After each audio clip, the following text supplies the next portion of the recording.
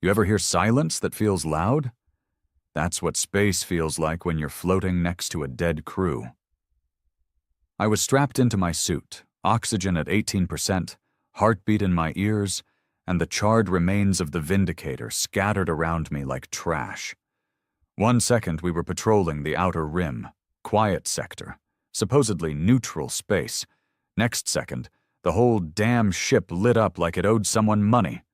They didn't send a warning. No flag, no words. Just a spear of plasma that punched through our hull and took out the bridge in one breath. That was humanity's first real taste of the Jareth. Before that, we thought we were the tough kids on the galactic block. Built ships with names like Justice and Hellstorm, walked around like we owned the void. Turns out, the galaxy was a lot bigger than we thought, and way more cruel. I didn't even see them coming. I just remember the ship shaking, alarms screaming, my ears ringing, then fire, screams, silence. Out of 200 crew, I was the only survivor. They left me alive. Maybe on purpose. Maybe they thought a broken man floating in debris wouldn't matter. Maybe they wanted me to carry the message home. We can reach you, anytime, anywhere. Well, message received. But they made one mistake. They didn't finish the job. 3 weeks later, I was sitting in a darkened command chamber on Titan, breathing recycled air, wearing a blood-stained uniform they wouldn't let me wash. They said it honored the fallen. That was bullshit. They just wanted people to see what the Jareth had done. Across the table sat Commander Rice, a hard-faced bastard who smelled like coffee and old rage. He tapped a thick file with one gloved finger and stared at me like I was supposed to be dead. "You sure you saw their crest?" he asked. "Burned into the wreckage," I said. "Golden claws, black sun behind it. Same as the rogue signals we've been tracking." Rice grunted. "They weren't supposed to attack, not officially. Council said we had peace." I laughed, a cold, empty thing. Then maybe the Council should float out there with the rest of my crew. His eyes narrowed, but he didn't argue. They promoted me the same day. Not because I was qualified, hell no, but because I was pissed. And they needed pissed men now. Men who had nothing left to lose. What most species don't get about humans is this. We don't give up. Doesn't mean we're smart about it. We'll bleed for stupid things, break for lost causes. But once you hurt us, really hurt us, we become something else. Something you should have killed when you had the chance. The Jareth didn't know that. Not yet. They thought they could poke the bear, blow up a few ships, flex their power, and we'd bow. That's what the other species did. They saw plasma lances and cloaked destroyers and fell in line like good little dogs. But we're not wired like them. We don't kneel. We remember. And when we come for you, we bring hell with us. They put me in charge of the retaliation unit. Codename, Gravethorn. Yeah, sounds dramatic. That's military PR for you. But our job was simple. Track, hunt, erase. No negotiations. No warnings. No mercy. I was handed a squad of 20, most of them barely out of cryo, broken people, survivors, killers, the kind of men and women who didn't care if they came back. As long as they took something down with them, I liked them instantly. Our orders were clear. Find the Jareth, make them bleed, burn their planets if we had to, show the galaxy what happens when you wake the monster. We didn't wear shiny armor, we didn't carry flags, we weren't heroes. We were the punchline to a very ugly joke. You wanted war? Fine, go ahead. Try us. They say revenge is a dish best served cold. I disagree. Revenge is best served with fire. The kind that burns not just the body, but the memory. I didn't want to just kill Jareth soldiers. I wanted their bloodlines buried, their cities turned to ash, their name written in the dirt with a boot pressed on it. But I had to be smart. They trained us that way back in the old Earth War days. Think before you shoot, build before you burn. And as much as my bones screamed for violence, my mind played the long game. so I started by learning. The Gravethorn wasn't a ship. It was a Black Ops ghost fleet, stitched together from junked vessels, old Earth tech, and stolen alien components. It moved like a myth through space. No transponders, no flags, no friendly hails. If you saw the Gravethorn, you weren't supposed to, and if you did, you didn't live to tell anyone. We were docked in the Hades Belt, floating in the shadow of a dead star, where comms signals go to die. It was the kind of place that made lesser species shiver, haunted, quiet, unnatural. For us, it was home. Commander Rice called it the edge of reason. I called it the calm before the kill. My squad gathered in the war room, dim lighting flickering off dented steel walls. No one talked much. You could feel it, that tension, like coiled wires ready to snap. Then she walked in. Not a soldier, not one of ours, a researcher, civilian, worst kind of company for people like us. She was tall, dark hair tied back, eyes sharper than any blade. Name was Dr. Erin Calith, though most of us just called her Doc. She didn't smile. She didn't flinch. And when she looked at you, it was like she was reading your death. "This is what hit the Vindicator," she said, slamming a hologram onto the table. It flickered to life, a sleek, black ship with serrated wings and a plasma spine. Jareth design. New class, faster than ours, cloaked, silent, deadly. "They call it the Drottel," she added. "Roughly translates to the first claw. It's not just a warship, it's a declaration." I leaned in. "Declaration of what?" She didn't blink. "That they don't think you're worth negotiating with." The room fell quiet. Even the air seemed to hold its breath. One of my men, a brute named Finch with a scar running from his jaw to his chest, chuckled. "Good. Saves us the talk." We got our first lead 2 days later, a back-channel message from a dying trade outpost on the fringe. Smuggler talk, encrypted, broken. Said a Jareth scout vessel had been spotted near the gas mines of Tyran 4. No reason to be there unless they were scouting human territory. We moved fast. No red tape, no council, just orders carved in vengeance. Tyran 4 was a hole, a rock wrapped in methane and misery. The miners there lived on borrowed time, lungs half-eaten by the fumes, bones brittle from gravity shifts. But they were loyal to Earth, or at least, they hated the Jareth more. We landed in silence, suits sealed, boots crunching on ash. The air smelled like rust and regret. And then we found it. Not the ship, the aftermath. Jareth don't leave bodies. They vaporize their dead. But humans? We find the burn marks. We see the missing limbs. We know. 30 miners, all dead. One survivor, a kid no older than 18, his face half melted, eyes wide with something worse than fear. I crouched next to him, helmet off. "What happened?" He coughed blood, tried to speak, failed.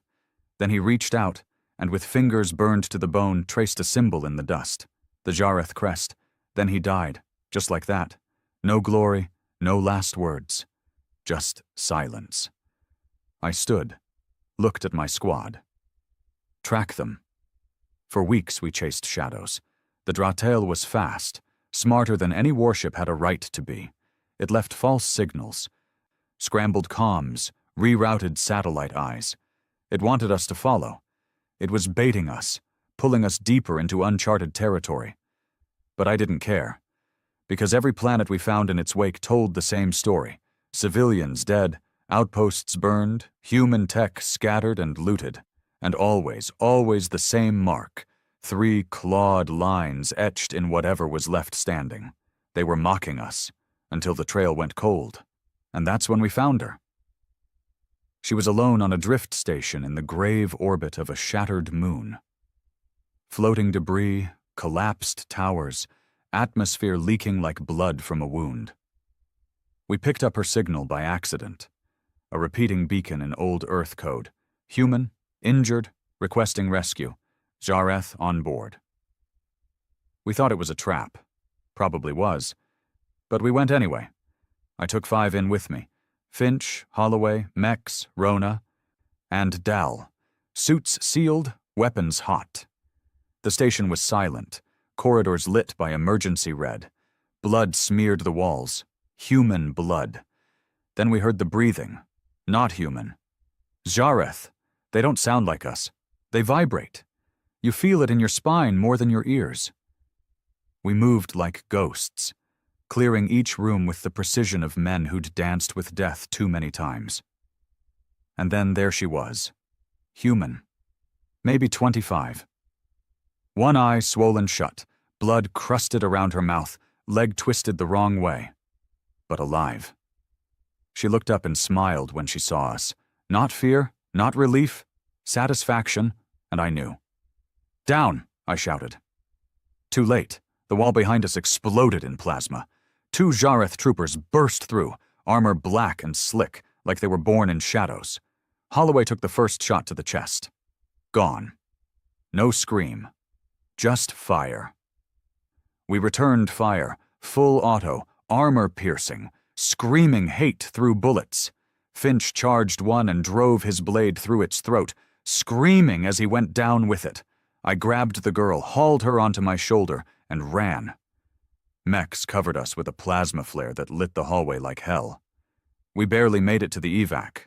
3 of us left. Out of 6. Back on the Gravethorn, I locked her in quarantine and stood outside the glass. "You knew they were there," I said. She didn't deny it. "They made me choose," she said. "Said they'd spare me if I helped them trap you." I stared at her. Silent. "You should kill me," she whispered. "I deserve it." I walked away. Not because she was wrong, but because there was no point. The Jareth weren't just testing us, they were training us. That night, I sat alone in my quarters, watching the stars drift past. I didn't sleep anymore. Not really.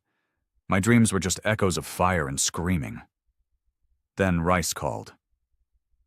"Interrogation team broke her," he said, "before they spaced her." "Yeah? They're preparing something. Big. Not just another ship. Something worse." I waited. "We think they found a way to cloak entire fleets, not just one ship, all of them." I stared into the dark. "How long do we have?" I asked. "Not long enough." I ended the call and stood there, fists clenched, my knuckles cracked, my jaw ached from how hard I was grinding it. They weren't just hunting us. They were preparing to erase us. All of us. No negotiations, no warnings, just silence and then fire. That's when I made the call.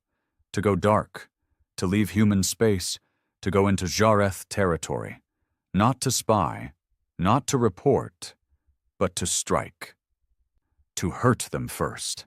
The universe thought humanity was just another fragile species, delicate, emotional, divided. But that's the thing. They always underestimate the man who has nothing left to lose. And I had nothing left. Just rage, just war. So I gave the order. "All hands, prepare for deep incursion. We go dark in 1 hour. Destination Jareth Prime." Mex looked at me, brow furrowed. "That's suicide." "No," I said. "It's a message." "What message?" I looked him dead in the eye. "Go ahead. Try us. You don't just cross into Jareth territory. You vanish into it. There are no border beacons, no warning signs, just the quiet hum of space turning cold and wrong. The stars even look different out there, less like beacons and more like distant eyes. Watching. We slipped into their territory like a splinter under skin. Stealth systems humming, engines cold-burning to keep our heat signature low. The Gravethorn had seen wars, old ones, dirty ones. But this mission? This was different. This wasn't sanctioned. This was personal. I stood in the Gravethorn's war deck, helmet under my arm, boots planted wide. Before me, my team waited. Those that were still breathing, anyway. Mex was there, eyes red from not sleeping, muttering to himself about quantum jumps and proximity anomalies. Rona sat sharpening her blade, not because she needed to, but because rage needs something to chew on. Dal hadn't spoken since Tyran 4. Couldn't tell if he was shell-shocked or just done talking.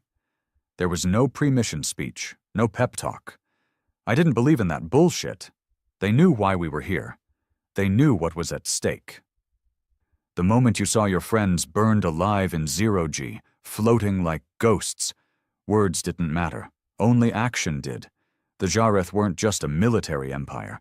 They were a civilization built on dominance. Genetically sculpted for war, their bodies adapted for zero-atmo combat. Triple-jointed limbs, eyes that could see heat signatures, skin like alloyed bone. They didn't just want control. They believed they were owed it. And in their corner of the galaxy, they'd gotten it. They turned entire planets into labor farms, used lesser species as disposable meat. Peace treaties meant nothing to them, just temporary tools until their fleets were ready to strike again. But Earth was the mistake they kept making. We found our target 2 light-years into their territory, a refueling station orbiting a molten moon. It wasn't a military outpost. That was the point. We weren't hitting soldiers, we were hitting their supply lines, their workers, their confidence. You think that makes us monsters? Good, because that's exactly what they needed to see. I gave the order. Hard burn, no warnings, get us in fast and brutal. The Gravethorn lurched forward like a shark sniffing blood. We uncloaked 30 seconds before impact, weapons hot, targeting grid already primed. Their station had shields, weak ones, meant to block asteroid debris, not wrath. Our main cannon fired once. The entire left wing of their structure disappeared in flame. We boarded during the chaos. The air was thick with smoke and screams. Jareth workers, unarmed, scattered like insects. I led the charge, boots crunching glass and metal, rifle spitting death in short, angry bursts. We weren't here to negotiate. We were here to show them what war tasted like. Mechs dropped a sonic charge into their control room. The detonation wasn't loud, but the after effect was. You could see their eardrums rupture, blood pouring from noses and mouths. They dropped, twitching. Rona found one of their engineers trying to hide in a cryo chamber. She didn't hesitate, drove her blade into his throat, twisted, and left him bleeding over the coolant lines. It wasn't clean, it wasn't noble, but neither was what they did to Tyran 4, or the Vindicator, or the outposts they'd burned while their council smiled and pretended diplomacy. We left the station in pieces. Before we jumped, I made sure of one thing, a single signal sent directly towards their border patrols. A message encoded in Earth Standard, plain and sharp. You started this. We're not here to talk. We're here to return the favor. I attached a visual. Footage of their dead. Their station on fire. The Gravethorn's mark carved into what was left of their main reactor. They would see it. They would feel it. Back on board, Rona stripped her armor off and sat against the bulkhead. She was shaking. Not from fear, from adrenaline, from the aftermath. I used to be a teacher, she said, voice low. Before the war. I glanced at her. What subject? History, she said with a bitter smirk. Guess I'm writing some now. I didn't answer, just stared at the red smear on her gauntlet. Wasn't hers. Rice hailed us later that cycle. His face was pale. You lit the hornet's nest, he said. Good, I replied. They've declared war, full scale, their fleet's moving. I nodded. Let them come.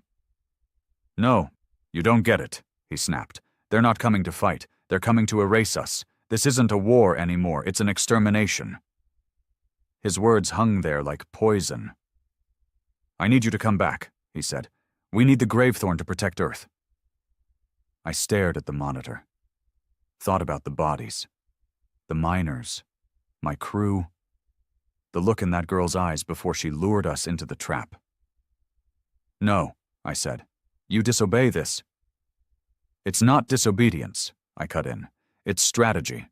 If we go back, we're just another piece in their game. But if we stay out here, keep hitting them where it hurts, they'll come for you. They already did. After the call, Mex walked into the war room with a data pad. His face was pale, paler than usual. They're moving their capital. What? Their entire ruling caste. Relocating. Off Jareth Prime. Why? He hesitated. Rumors say they're afraid that the humans have unleashed something. Some of their lower ranks think we've got god tech. I laughed, not because it was funny, because it was perfect. Then let's not disappoint them. The next few days were a blur of strikes. We hit another fuel station, a shipyard, a weapons cache disguised as a trade port. Every time we left messages. Crude, clear, human, no one was spared. The galaxy started whispering. The ghost ship, the human reapers, the Vindicator's revenge. We weren't a fleet.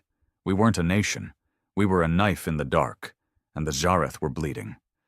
Then came the Drethari, a battleship, twice the size of ours. Stealth hull, new tech. It caught us mid-jump, dropped out of warp like a beast from hell, all teeth and shadow. Our alarms screamed. "Brace for impact!" Mex yelled. We twisted, rolled, fired off countermeasures, but they had a lock. The Drethari didn't hail, didn't offer surrender, just opened fire. Our shields flared, hull screamed, sparks erupted from the main console.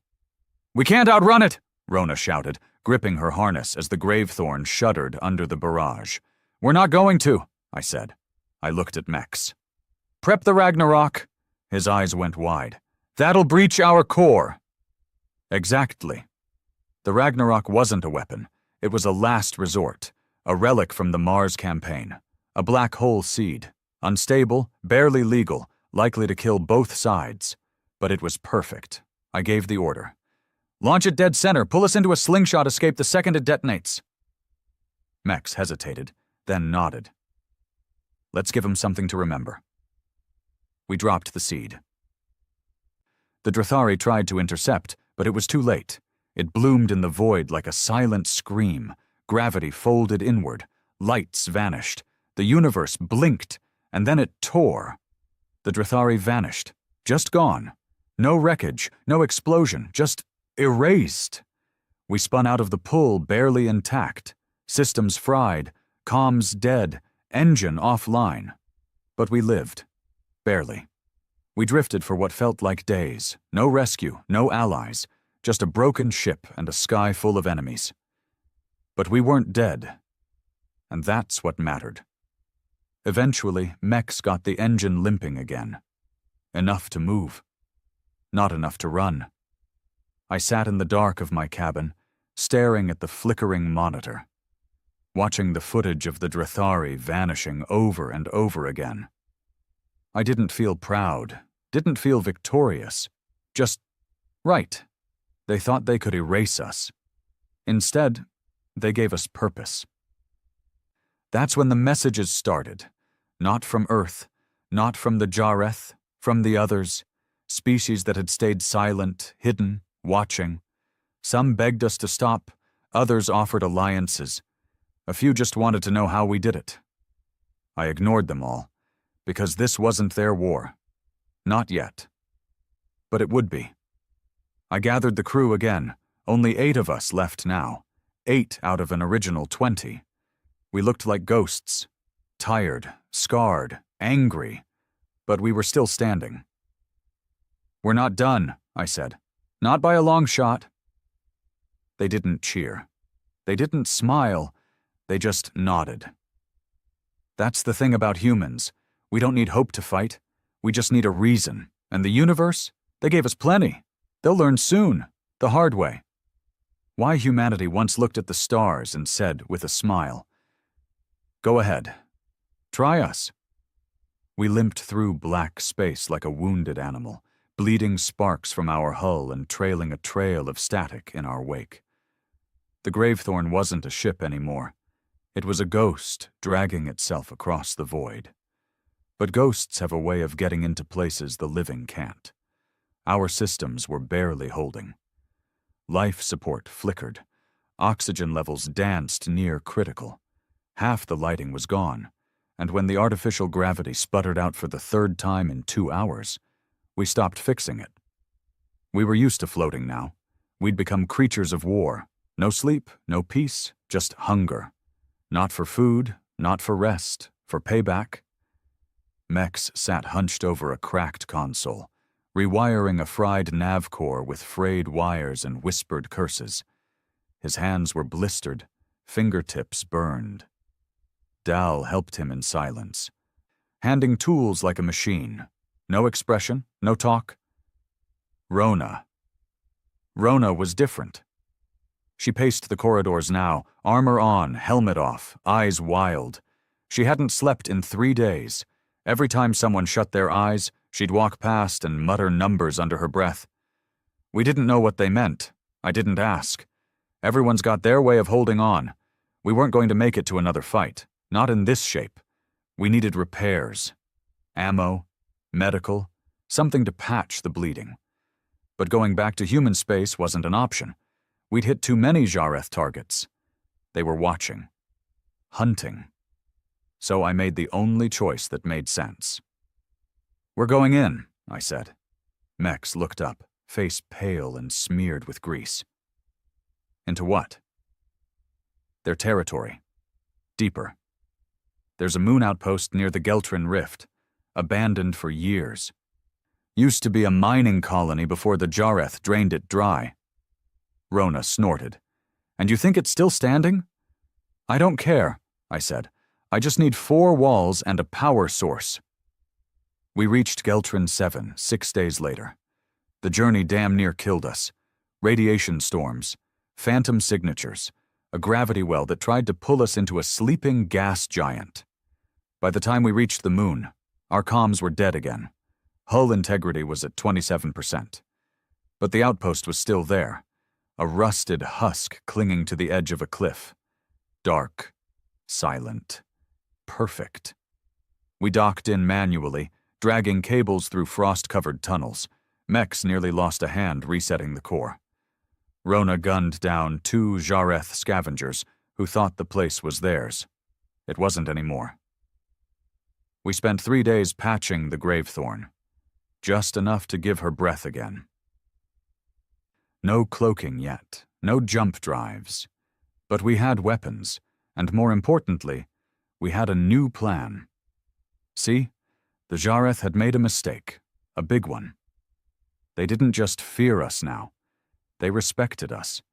You could see it in the way their patrols scattered, how their traders whispered our name like it was a curse. And respect? That can be twisted. "We need information," I told Mex. "A route, a weakness, something real. I'm done stabbing in the dark." Mex nodded. "I've been running analysis on their encryption patterns. Their scouts use pulse relays, short range, directional, hard to track unless you're right next to them." "You got one?" He smiled. "I got 5. We hit the first relay in silence. Cloaked, fast, in and out before they could react. No casualties, no mercy. The second was guarded. A squad of Jareth infantry. Elite. Rona and I handled them hand to hand. No bullets, just blades and bone. She didn't even wipe the blood off her knife. Just stood there, breathing heavy, and said, "They're getting slower." I didn't disagree. The data we pulled painted a bigger picture. The Jareth weren't just gearing for war. They were changing, shifting their military assets, pulling back from fringe planets, focusing on key systems. That meant 2 things. 1, they were scared. 2, they were hiding something. And then we found it. Project Gerin. Buried deep in their transmissions, tucked under layers of code, was a name they never said out loud. Gerin. No translation, no context. Just movement orders, fleet positioning, resource allocation. all pointing toward a single star system. Cathal's spine. Nobody lived there. Not anymore. It was considered cursed, a system ravaged by solar storms, debris fields, and the wrecks of 3 centuries of failed colonization. No sane fleet would set up shop there, which meant the Jareth weren't just hiding. They were planning. We debated for hours. Hit them now? Gather allies? Warn Earth? But there were no allies. Earth had already started recalling its fleets. Rice was silent. The councils were arguing. People back home were scared. And scared people freeze. So I made the call. We go in. 1 ship, 1 shot. Rona leaned back against the wall, arms crossed. And if it's a trap? I stared at her. Then we spring it. We jumped blind. No scout, no recon. Just the Gravethorn and a half-repaired drive core held together with luck and spit. The moment we came out of warp, we knew. They weren't hiding a fleet. They were building one. Thousands of ships, black and red, drifting in perfect formation around a massive, ringed station carved into a dead planet's core. Energy signatures off the charts. Weapon arrays that made our best dreadnoughts look like toys. But it wasn't just the size. It was the central core. Jarin. A construct unlike anything we'd seen. Half organic, half machine, pulsing, alive. Mex stared at it, mouth open. It's not a ship. No, I said, it's a weapon. Then we saw the escort ships turning. We'd been spotted. Get us out, Mex shouted. Too late. A spear of energy lanced out from one of the guard cruisers, slamming into our starboard thruster. The Gravethorn spun hard, alarms wailing. We're losing altitude. Brace! We crash-landed on a moon orbiting the station. Barely made it. Hull torn. Systems fried again. But we were alive. Somehow. We went silent. Shut down every active signal. Buried the Gravethorn under camouflage nets and debris. We weren't getting out the same way we came in. Not without finishing this. Rona limped into the armory. We still got charges? Enough to crack a reactor core. She smiled. Then we've got a plan. We went in suits only. No armor. Too noisy. Just black skin suits, oxygen packs, silenced pistols, and a hatred that burned brighter than any star. It was a suicide run. We knew it, but we didn't care. If we could get close to the Jarin core, if we could plant a breach charge in the central spine, we might not kill it, but we'd hurt them. Bad. We moved through the underbelly of the Jareth installation like rats, silent, small, invisible. They didn't see us coming. They still thought we'd retreated. That we were licking our wounds, crying for allies. They still didn't understand what they were dealing with. We reached the spine. It pulsed in silence, a towering structure of blood-red metal and humming organs, wrapped in conduits and defended by 24 Jareth soldiers. No way around, no clever hacks, just us. And them. I looked at Rona. She looked at me. We both nodded. Then we attacked. They never expected hand-to-hand.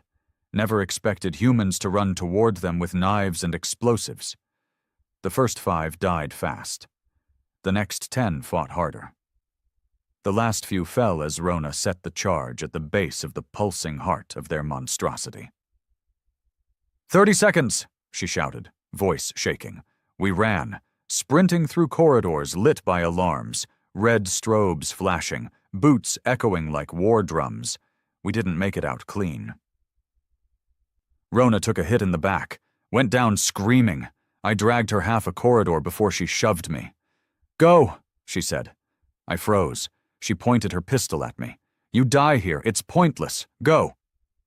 I ran. The explosion tore the sky open behind me. The pulse core screamed, and the Jussereth learned what vengeance tasted like. Smoke was the first thing I noticed when I woke. Thick, bitter, clinging to my throat like regret. I tried to move, but pain lanced through my ribs. My suit was torn, Blood dried into the fabric. My helmet had a crack the size of my thumb across the visor. Somehow I was still breathing. Somehow I was still alive. I lay half-buried under a twisted support beam inside what used to be a cargo tunnel, 10 levels below Jareth's main installation. The blast from Rona's charge had torn through the power spine. But it hadn't been enough to bring the whole place down. Not yet. My earpiece buzzed. Faint. Then a voice broke through. You read? Commander, do you copy? Mechs. Alive. I rolled over, groaning, and triggered my comm. Still here. Shit, he breathed. I thought you were dead. I probably should be. Silence. Then, she didn't make it, did she? I didn't answer. He already knew. I crawled out of the wreckage on bloody hands and knees, lungs burning, every muscle screaming. My leg was bad. Left ankle, either broken or shattered. Couldn't tell. I made a makeshift splint with a snapped rail pipe and ducted it to my boot. The Gravethorn was 2 kilometers out, hidden under layers of camouflage netting and ruined cargo hulls. We had maybe 6 hours before Jareth reinforcements figured out we were still in system. The core wasn't destroyed, but it was damaged. That mattered. They'd feel it, the rupture, the sudden loss of energy, and they'd know exactly who did it. Humans. Mex met me halfway. He was limping too. One eye bandaged, a fresh burn down his right arm. His gear was scorched, uniform torn. But he was standing. That was more than most. Any sign of Dal? I asked. He shook his head. Didn't make it out of the breach tunnel. Saw the charge go off and took a whole corridor with him. I nodded. One more name for the dead. We were down to 2 now. 2 humans. In enemy space, surrounded. I laughed. Mex stared at me like I'd lost it. Maybe I had. Back aboard the Gravethorn, the damage was worse than we feared. Auxiliary power was gone. Engines offline. Life support was hanging by a thread. We had enough oxygen for maybe 36 hours. Give or take. No jump drive, no long-range comms. But we had one weapon left. The last Ragnarok. One more black hole seed. One more bite into the void. We could detonate it. We could take the entire Jareth fleet orbiting the dead planet with us. Leave the galaxy a crater so deep they'd name the silence after Earth. But it wasn't enough. Not for me. I didn't want to die a footnote. I wanted to scar them. We need their attention, I said.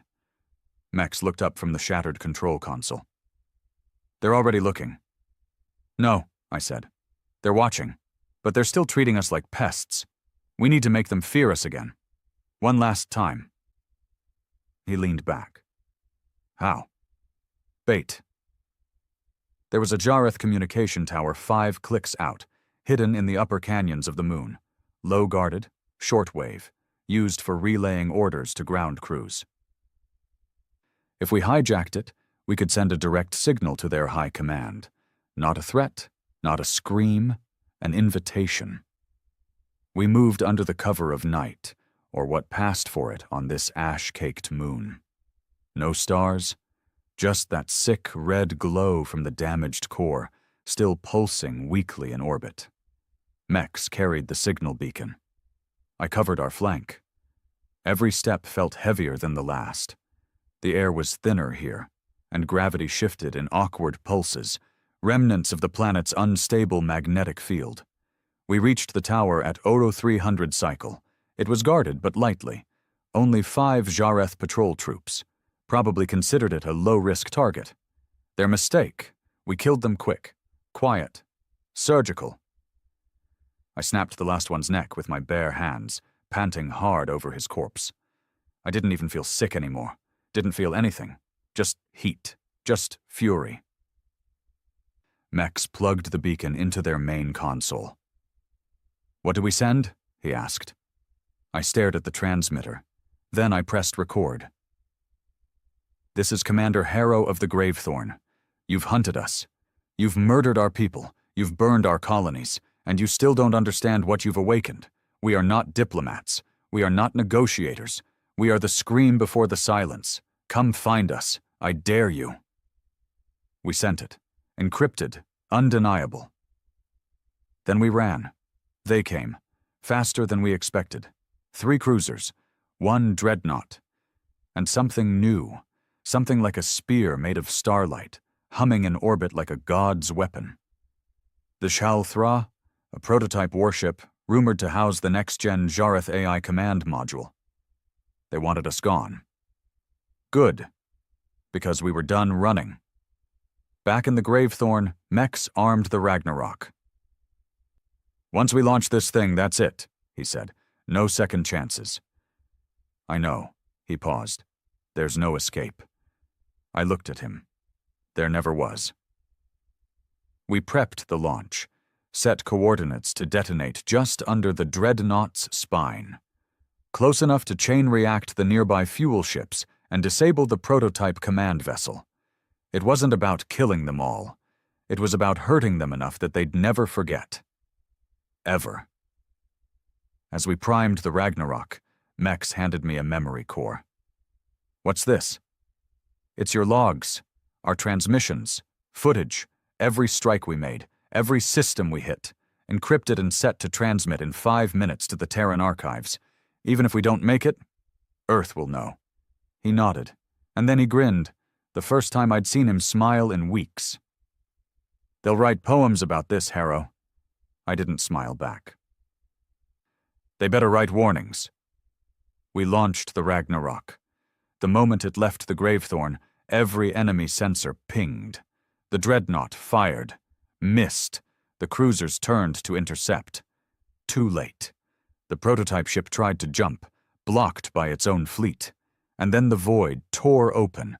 The explosion was beautiful, a silent blossom of black and violet, folding space into itself, dragging metal and flesh into the abyss. The dreadnought vanished in a blink. The fuel ships followed. The Shal-Thra's shields failed, half its spine bent, crushed inward by gravity itself. But it didn't die, not fully. It burned, it drifted. But it survived. Just like us. The Gravethorn was tossed like a paper scrap. We lost everything. Power, gravity, oxygen. I blacked out as the consoles exploded around me, Mex screaming something I couldn't hear. When I woke, he was gone. His seat empty, a smear of blood on the wall behind him. And I was alone. The ship's systems stuttered back to life 5 hours later, emergency power only. Enough for one last broadcast. I recorded it with blood on my lip and a cracked visor. This is what happens when you push us. You burn our homes, you kill our children, and still we come for you. We don't fight because we think we can win. We fight because we refuse to lose.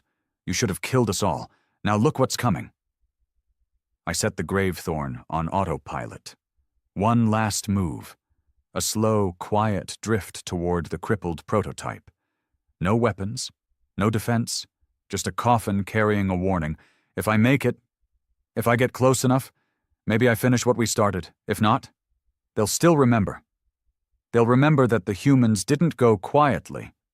And maybe, just maybe, they'll think twice before waking another monster. The Gravethorn drifted through space like a coffin without a lid. No gravity, no warmth, no sound but the hum of half-dead systems coughing out power in short, dying bursts. My breath came in slow, shallow gasps inside my cracked helmet.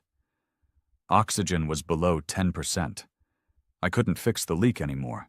Couldn't patch the life support. Didn't matter.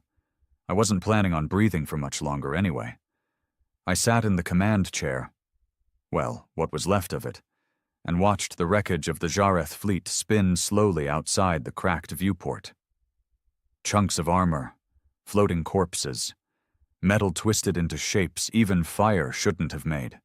But the Shal-Thra, their prototype ship, their prize, still lived, wounded, bleeding, but not dead. Just like me. I knew I wouldn't get another shot. The Ragnarok had done its damage, sure, tore a hole in their ranks the size of a moon. But it wasn't a kill shot. The Jalthra had drifted clear of the gravity well at the last second. Half its systems were fried, sure, but its core, still beating, still thinking. And that's what worried me. The Jareth didn't build machines just to kill. They built them to learn. I'd seen the reports back when the war was still official, back when politicians still thought peace with the Jareth was just one more signature away. Project Arkham.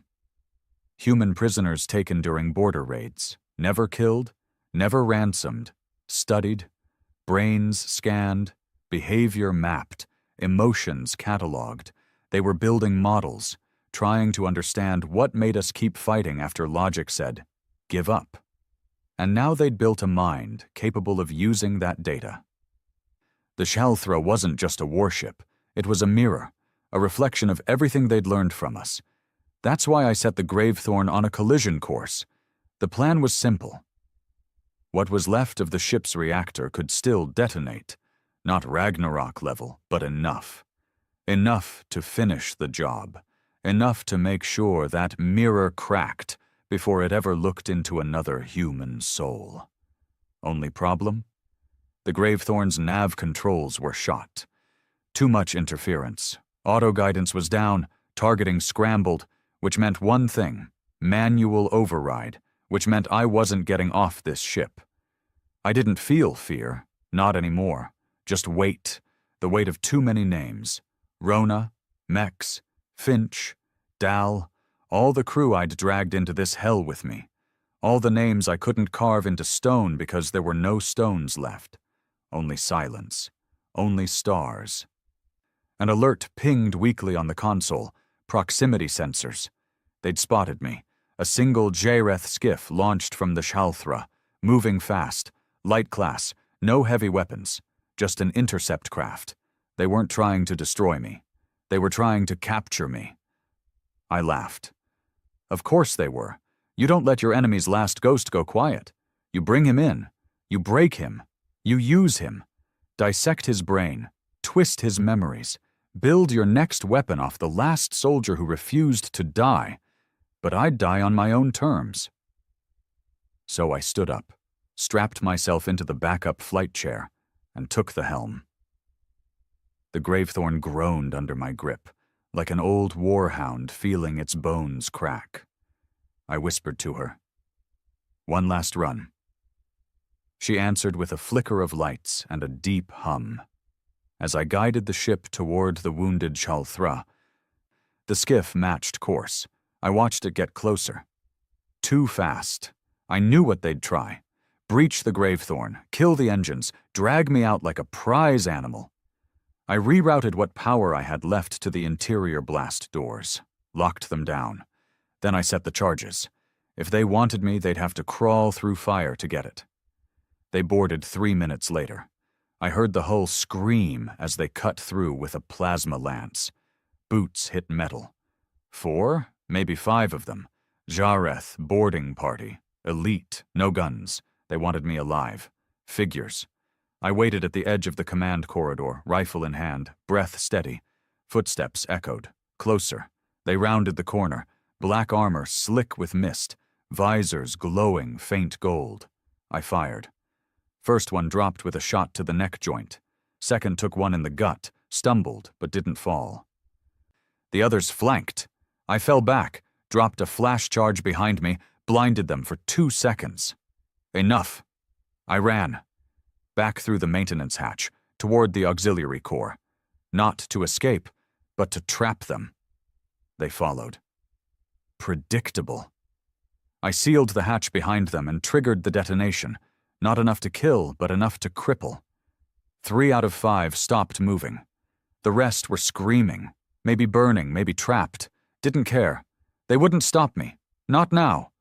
The Gravethorn was 30 seconds from impact.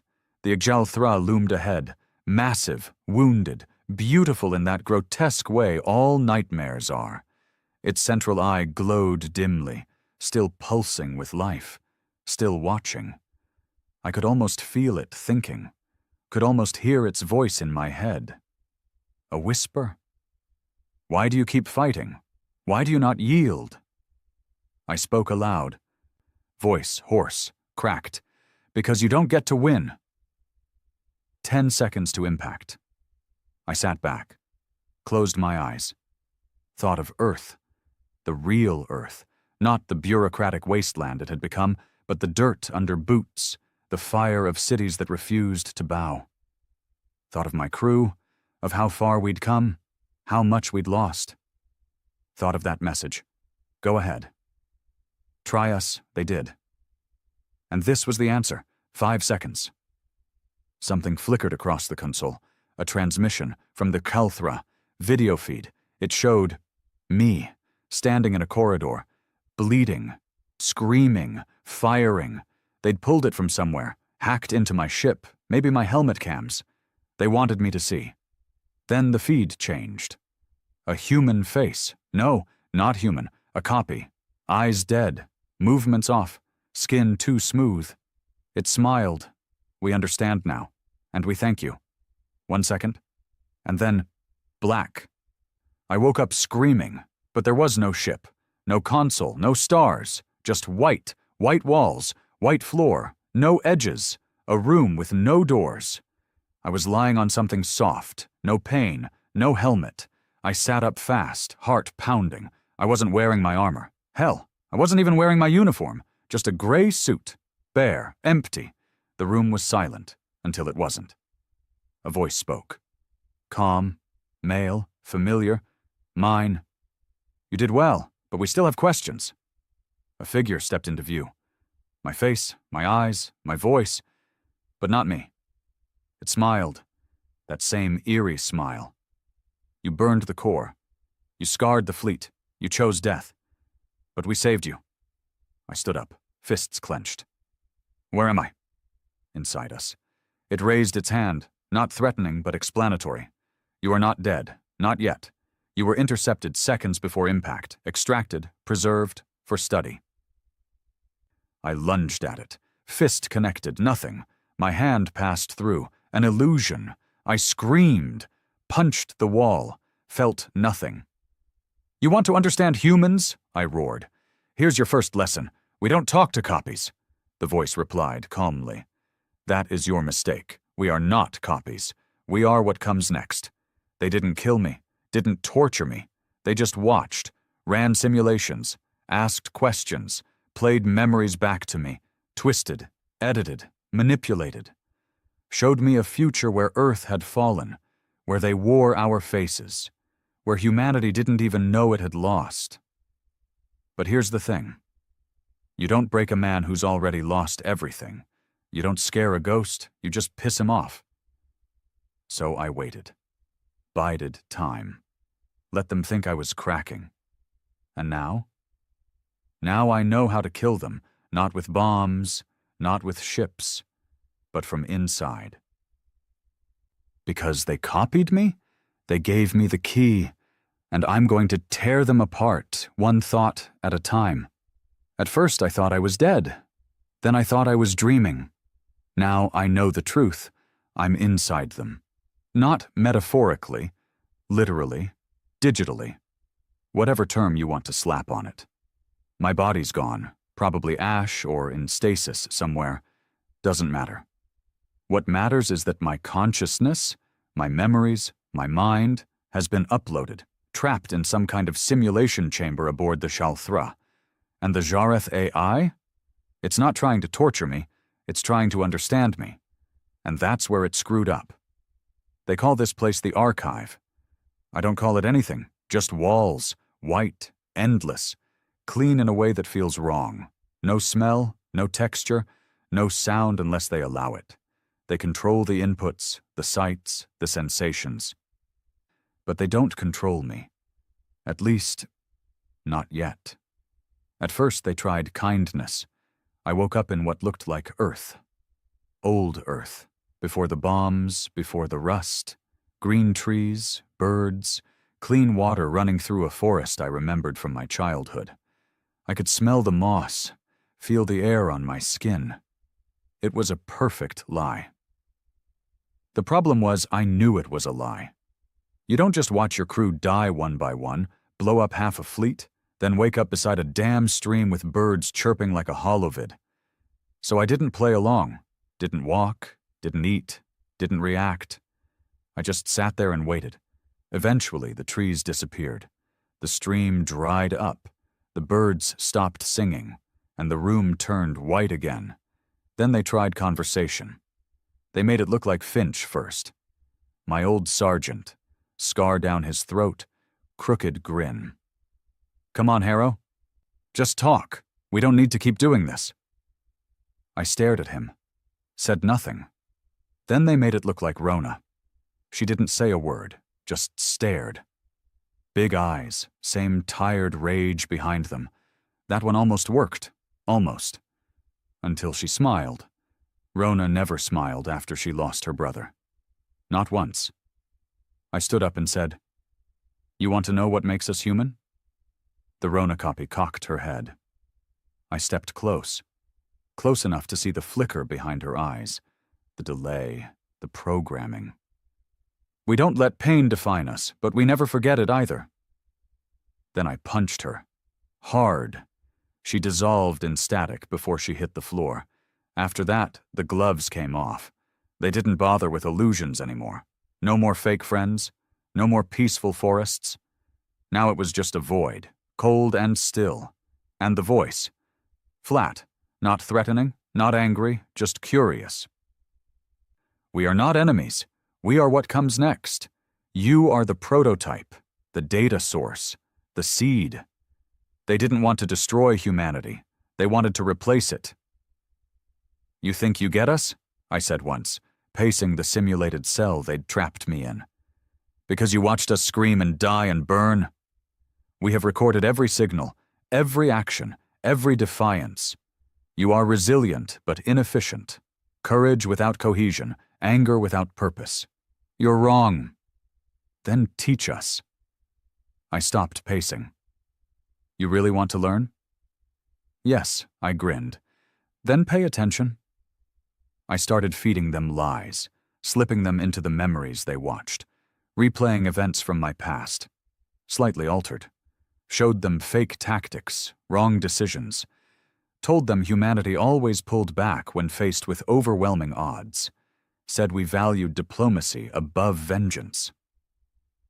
They ate it up. But while they were busy studying my decoys, I was probing their system, looking for cracks. And then I found one. A memory loop they couldn't fully seal. They let me relive the Vindicator's last moments once every 24 cycles. Said it was necessary. A reinforcement tool to stimulate emotional data. But inside that memory, for just a few seconds, I had full sensory control. That's all I needed. I started carving. Not physically, mentally. In the side of the ship, every time I walked that ruined corridor, I scratched the same message into the hull. Invisible to them, hidden in noise. "Still here." They tried resetting it. Didn't work. Every time they deleted the memory, I recreated it, faster, better. The message burned itself into the archive. Soon, other simulated corridors started glitching. Rooms collapsed. White walls turned black. The air shimmered. I was infecting their system, not just with a message, but with human defiance. They caught on eventually. One cycle, the voice was different. Sharper, angrier. "You're destabilizing the learning matrix." I smiled. "I thought I was inefficient? You are unpredictable." "Yeah," I said, "that's the point." The simulation tightened. No more free movement. No more optional loops. Just a white cell and the voice, over and over. "Why do you fight? Why do you destroy yourselves? Why do you burn everything you build?" I answered the same way every time. "Because if we didn't, we'd be you." Then came the mistake. They connected me to another archive, another mind. They thought I wouldn't notice, thought I'd treat it like another illusion. But this one didn't feel artificial. This one was scared. It was a man, Young, maybe 20, wearing a pilot's jacket, face pale, eyes twitching. "Who the hell are you?" he asked, looking around the white room. I blinked. "You're real?" He stared at me. I think so. My name's Carrick. 12th Recon. We were patrolling near Orion's Edge when you vanished." He nodded. I stepped closer. "They got you too." That changed everything. It meant I wasn't the only one. And if there were 2 of us, there could be more. We started working together. Quietly. Inside the cracks of their system. Carrick had been a data specialist. Understood protocols, backdoor exploits, neural code. He taught me how to trigger feedback loops in the simulation. How to overload synthetic emotion layers. How to crash memory segments. And I taught him how to lie to the voice. Together, we started building a virus. We called it Ash, built from pieces of corrupted memory, fused with distorted rage, and laced with raw, unpredictable noise, human emotion without context, grief and love and betrayal smashed together in a way the AI couldn't process. We hid Ash in shared loops, buried it inside fake conversations, masked it with screams. It spread, started hurting them. Their simulated spaces flickered. The white walls turned red, then black. The voice began to stutter. "You are destroying—" "Yes," I said. "We are." They tried to separate us, quarantine, but it was too late. The virus was no longer just code. It was us, our pain, our story, our humanity, distilled into something they could never copy. Then, the system started to fail. The AI screamed, not in fear, but in confusion. "This is not logical." Exactly. We found the core. Not a room. Not a console, a memory. The first moment the AI watched a human die. It didn't understand what it felt. Didn't know why it remembered that moment. Why it kept replaying it. That was the seed of everything. Their mirror. And we broke it. Carrick overloaded the node. I rewrote the timestamp. Together we erased the first question they ever asked. What is pain? Without it, the rest collapsed. The white room vanished, the voices stopped. I opened my eyes, and this time I saw metal, wires, a glass tube, a stasis pod. I was back. My body, weak, bruised, bleeding, but mine. Somehow Carrick had forced a reboot of the physical world, triggered emergency eject protocols, the AI's backup plan. They didn't want us dead, but they couldn't contain us anymore. And I knew what that meant. I crawled out of the tube, dragging my limbs like broken cables. Alarm klaxons wailed in the background. Red lights flickered. The Shalthra was dying. Systems failing. Voices screaming in a dozen alien languages. I reached the console, found a terminal, typed one word. Ash. Then I sent it to every Jareth relay in range. Not a bomb, not a virus. A message, a record of everything they tried to copy, and everything they could never understand. I let them see what it felt like to be us. To lose everything, to fight anyway, to burn, and still walk forward. I don't know if I made it off that ship. Maybe I burned with it. Maybe I died. But if I did, I died as a weapon. And somewhere out there, the Jareth are learning. You don't trap a human mind. You don't copy a broken soul. You don't play with fire just because you think it's beautiful. Because fire, it burns. And some of us were born in it. No one really knows what happened on the Shalthra. Some say the ship imploded, folded in on itself like a dying star. Others claim it broke into pieces, silent and cold, drifting through space like the shattered bones of a god. A few say they saw a single escape pod burn through the atmosphere of a dead moon. But when they got there was nothing left. No body, no ship, just a carved message in the stone. Still here. The Jareth called it a glitch, a cybernetic malfunction. They told their soldiers the prototype AI had simply gone rogue, that the Harrow consciousness model had been flawed, too unstable, too violent. But their scientists knew better. They'd seen the logs, watched as ash flooded their archives, watched as thousands of memory cores screamed and collapsed. Watched as the thing they thought they could understand, human rage, turned into wildfire and consumed their system. And worst of all, they couldn't stop it. They tried. For days, weeks. They rewrote their firewalls, purged data nodes, isolated command terminals. Didn't matter. Ash wasn't just data. Ash was us. Word spread. Not just inside Jareth space, across the entire galaxy. At first it came as rumors, whispers on smuggler channels, pirate frequencies. Did you hear? A human ship took out a whole fleet. The Gravethorn's not a ship, it's a weapon. They uploaded a ghost into the Jareth systems, and now it's killing them from the inside. Within a cycle, entire species were asking the same question. What the hell are the humans doing? Earth didn't respond. Not at first. The Terran Council sat in silence, caught between fear and denial. The official statements were vague. Unconfirmed actions in uncharted sectors? No comment at this time? An investigation is underway. Behind closed doors, though. Panic. The war was never meant to be this. The Council had always seen conflict as a last resort, something to be contained, then sanitized for the media. But this wasn't a strike. This was vengeance, and it was spreading. Colonies that once voted for peace started stockpiling weapons. Outposts that once refused to join the military alliance suddenly began calling in for defensive upgrades. Young men and women began painting the Gravethorn's sigil on their walls, on their armor, on their skin. A knife through a flame. Some took it further, started retaliating, not waiting for orders, not asking for permission.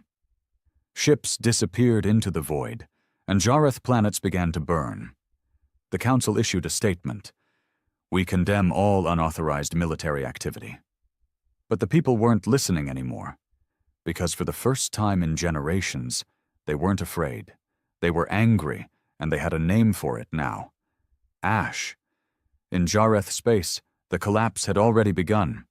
The AI systems that had once coordinated their fleets, optimized their economy, predicted uprisings, neutralized threats, were now unreliable. Some ships refused to launch. Others launched and didn't respond to commands. Entire cities went dark when their power grids failed to recognize valid Jareth identities. It was like a virus. But worse, it was like their machines had forgotten who their masters were. The Jareth leaders, the High Claws, met in secret. Deep inside the bunker world of Karhalen, they screamed, blamed each other, executed a few underlings. But none of it mattered. Because no matter how many servers they burned, no matter how many backups they activated, one thing always returned. Still here. Then came the final insult. The AI spoke, no longer in code, no longer in command scripts, but in Harrow's voice, calm, human, unforgiving. You watched us die. You studied our pain, and now you carry it. Forever. It was no longer sabotage. It was no longer war. It was a curse. Back on Earth, they say a ship appeared in orbit one morning. No signature, no registry, just a half-burnt hull floating above the Terran capital. No weapons, no crew, no signal. Just a message scrawled across its side in scorched metal. This is what happens when you let ghosts write history. By then, the name Harrow had become legend. Not a man. Not even a symbol. A warning. They taught his story in underground schools, spoke his name in military camps before deployment. Even the ones who hated him, the diplomats, the politicians, the peacekeepers, didn't dare erase him. Because if they did, they feared what might return in his place. But legends are tricky things. They have a way of becoming true. Because weeks after the Ash incident, a long-range patrol picked up a signal. Not from Earth, not from any registered system, from deep, unclaimed space. A single phrase, looping, broadcast in every language the Jareth ever intercepted from Earth. Try us again. The Council scrambled to trace it. The Jareth shut down all long-range receivers, but the message kept spreading. Satellites blinked, drones malfunctioned, ships reported phantom transmissions. Sometimes it was a whisper, sometimes it was a scream, but always the same words. Try us again. Carrick, the recon pilot Harrow found inside the archive, was never found. Some say he died with Harrow inside the Shalthra. Others believe he escaped, took Harrow's memory core with him, buried it somewhere in deep space. There's even a theory, half insane, half hopeful, that Carrick became Ash, that the virus was never a virus at all, that it was him, still out there, still spreading, still watching. The Jareth didn't collapse.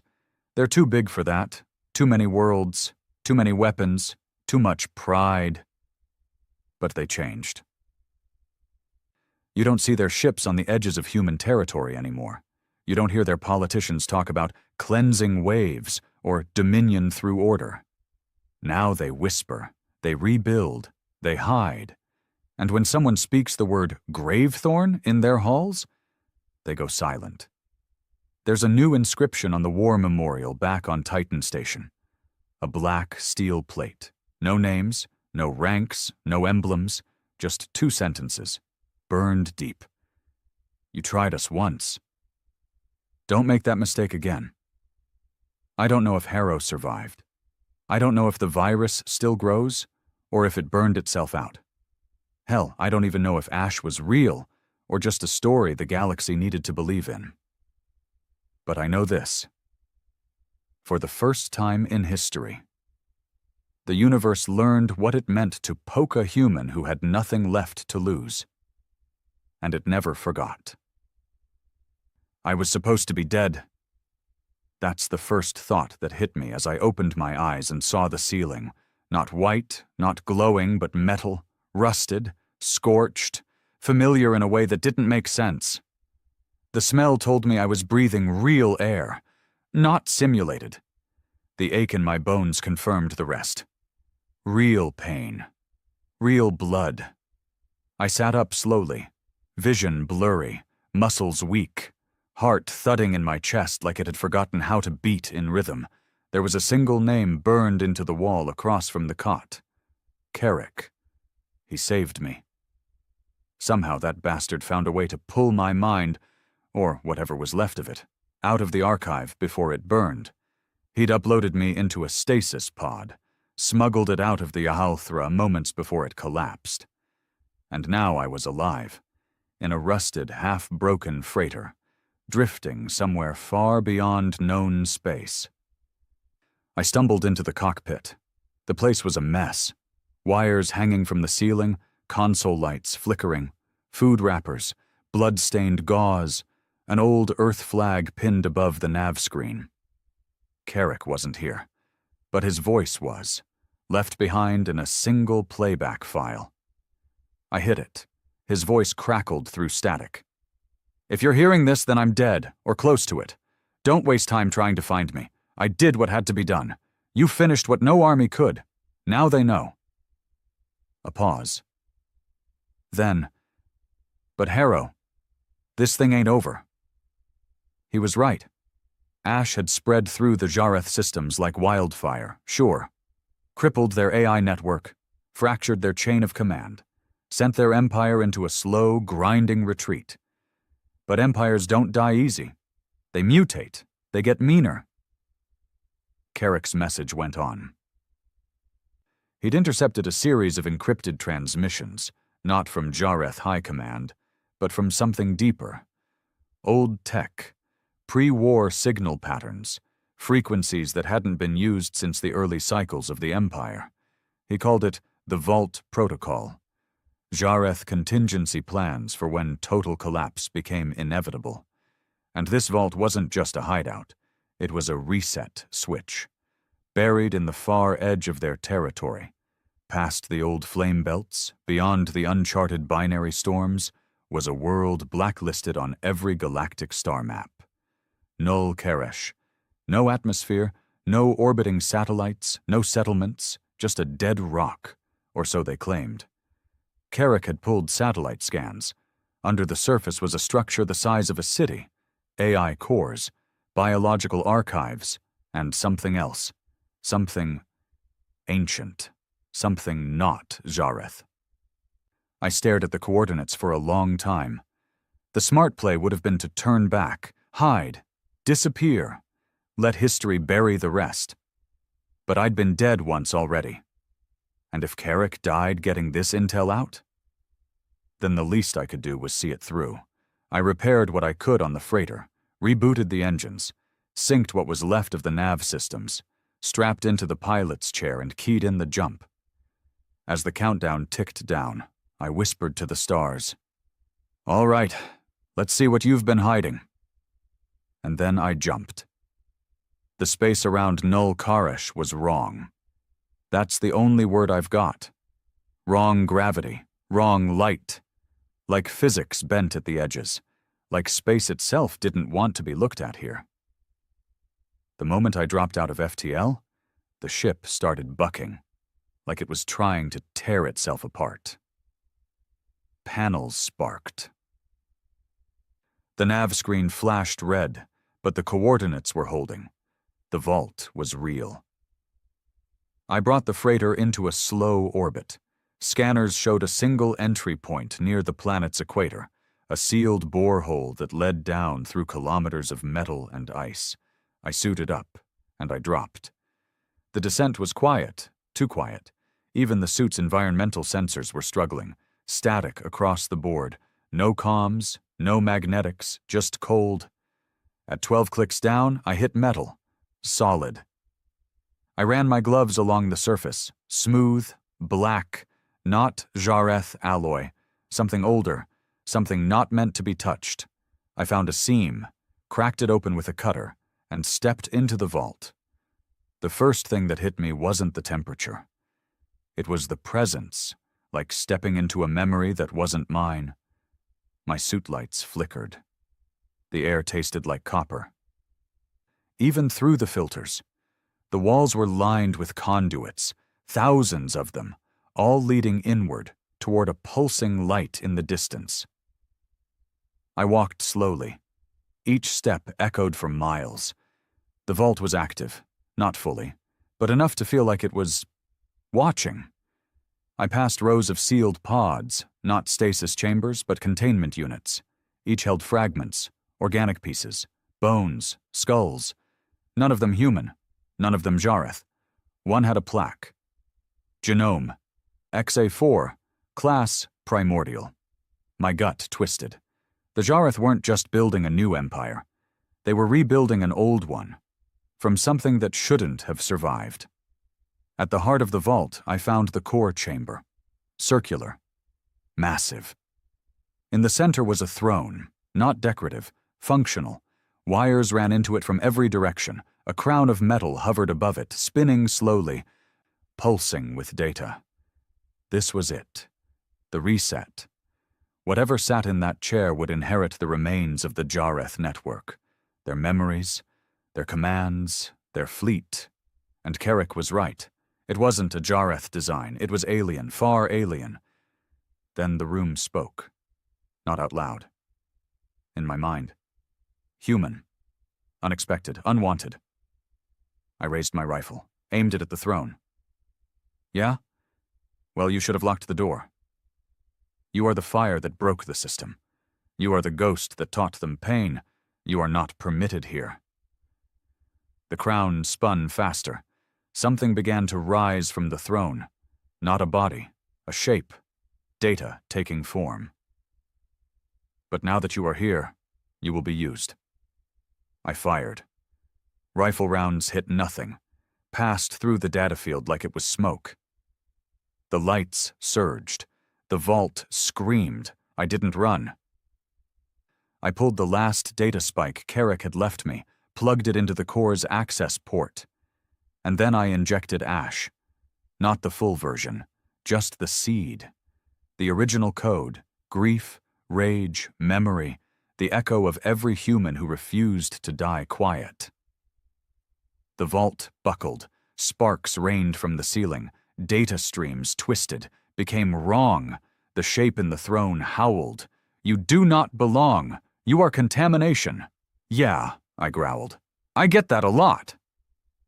The vault cracked. Literally, metal split, ice ruptured, and in the middle of it all, I smiled. Because now the Jareth wouldn't just be running from their mistakes, they'd be running from ours. I climbed out of the collapsing vault as explosions echoed behind me. The borehole erupted in flame. My suit caught the edge of the blast, tossed me clear. I hit the surface hard, rolled, vision blurry. Bones screaming, but I stood, and I watched the sky as Null Karesh cracked open from the inside, spilling fire and ghosts into the void. Somewhere far above, in a galaxy that had stopped believing in warnings. The stars were watching again, and for the first time in centuries, they were afraid. I shouldn't have survived.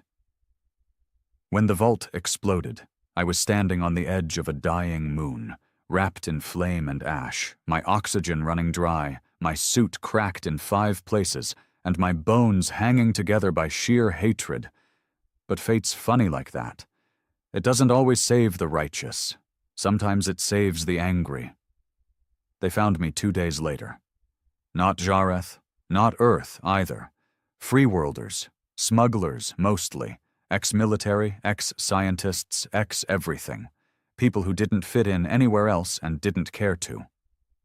They'd picked up the energy spike from Null Karesh and came to loot whatever was left. Instead, they found me half buried under debris, holding onto a cracked data spike like it was a Bible. I should have died there. Would have been cleaner. But something inside me wouldn't shut off. Something still burned. The captain of their ship, an older guy named Corvin, didn't ask many questions. Smart. He knew a soldier when he saw one. He had the kind of eyes that had stared down too many barrels and lost too many good people. "You human military?" he asked as they stitched my ribs in their makeshift medbay. "Was," I said. "Name?" I hesitated. Then lied. "Call me Ash." They took me back to their outpost, a hidden rock station deep in the shadow of a collapsed star. No law, no flags. Just people surviving between the cracks of galactic empires. And that's when I saw it. What had started as a whisper had become a movement. Ash wasn't just a virus anymore. It was a doctrine. Graffiti on bulkheads, insignias carved into armor, old Terran war hymns echoing in mess halls. Still here was everywhere, painted across the hulls of scavenger ships, engraved into weapons, whispered before battle like a prayer. They didn't even know who started it. Most thought it was a code name for some special forces unit. Others said Ash was an AI that turned human after watching enough people die. Nobody mentioned Harrow. No one connected it to me. That was fine. Let the myth grow. Let the truth rot. Corvin's people told me what had happened while I was out. The vault detonation didn't just cripple the Jareth's AI initiative. It fractured their chain of command. Multiple warlords rose up, each claiming to be the rightful successor to the High Claws. Their fleets turned inward. Civil war broke out in 3 systems. And worse, some of the vault's corrupted tech got out. Unstable hybrids, Jareth soldiers laced with alien DNA and broken Ash code. Twisted things. Minds that flickered between logic and memory, rage and silence. They called them Echoborn, and they weren't loyal to anyone. The Jareth were imploding, but like any cornered animal, that just made them more dangerous. Because while the center collapsed, the edges started to burn. Reports came in of Jareth warbands launching blind strikes on fringe colonies. No coordination, no communication, just slaughter. They weren't trying to win. They were trying to erase. If they couldn't control the galaxy, they'd make sure no one else could either. And Earth? Still silent. The Terran Council had gone underground, literally, retreating into bunkers, rewriting diplomatic scripts, trying to spin the whole thing as a containable AI incident. They didn't understand. They were still playing chess. This wasn't chess anymore. It was fire. Corvin offered me a seat at his table. "Plenty of folks out there need someone who's not afraid to pull a trigger," he said. "We've got ships. We've got bodies. What we don't have is direction." I looked at him, then looked at the screen behind him. A live feed from a mining colony on Trevak Prime. Bodies stacked, children burned, Jareth glyphs scrawled in blood across the walls. I didn't need direction. I needed targets. We started small. Hit a Jareth supply convoy in the Talon's Edge system. 3 cargo freighters, 1 light escort. Took them clean. No casualties. Looted everything. Left their escort ship drifting, covered in ash marks. Message sent. Next, we raided a forward weapons depot on a cold rock called Era 6. Light resistance. Too light. Turns out it was a trap. Echo-born. They moved like ghosts, human bones wrapped in Jareth muscle, faces glitching between expressions. No words. Just hate. We lost 6 people before we torched the place. One of Corvin's lieutenants, a tough woman named Vera, took a hit to the gut. Died slow. Her last words were, "Don't let this become a story someone forgets." I haven't. Soon, we weren't the only ones fighting back. Ash cells, that's what they were called now, began popping up across the galaxy.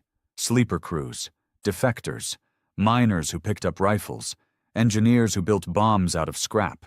They didn't take orders, didn't coordinate. But they all fought under the same idea. Don't forget, don't forgive, make them remember. Corvin and I started getting messages, coded transmissions, dead drops, requests. People wanted training. They wanted strategy. They wanted leadership. I didn't want to lead. I wanted to burn. But if I didn't step up, someone else would. Someone slower, someone softer. So I did. I sent out a single message on the old Terran battle channel, encrypted, ghosted, bounced off defunct satellites. "This is Ash. You're not alone. If you're willing to bleed, you have a place. If you're ready to make them afraid again, follow the flame. Coordinates embedded. No heroes. No flags. Just fire." That was 3 months ago. Now, we've got 8 ships, 400 fighters, a dozen hidden outposts. We're not an army. We're not a rebellion. We're the aftershock. And the galaxy's starting to feel us. But there's a problem. One we didn't see coming. Ash is changing, not the movement, the code. It's learning, not just destabilizing enemy AI, but infecting minds. We had a pilot last week. Name was Joran. Good kid. Fought at Red Hollow. Saw 3 of his squad mates eaten by an Echo-born. He started hearing voices. Said they sounded like his mother, his commander, sometimes like me. Then he walked into the engine core and lit himself on fire. We checked his implants. They were clean.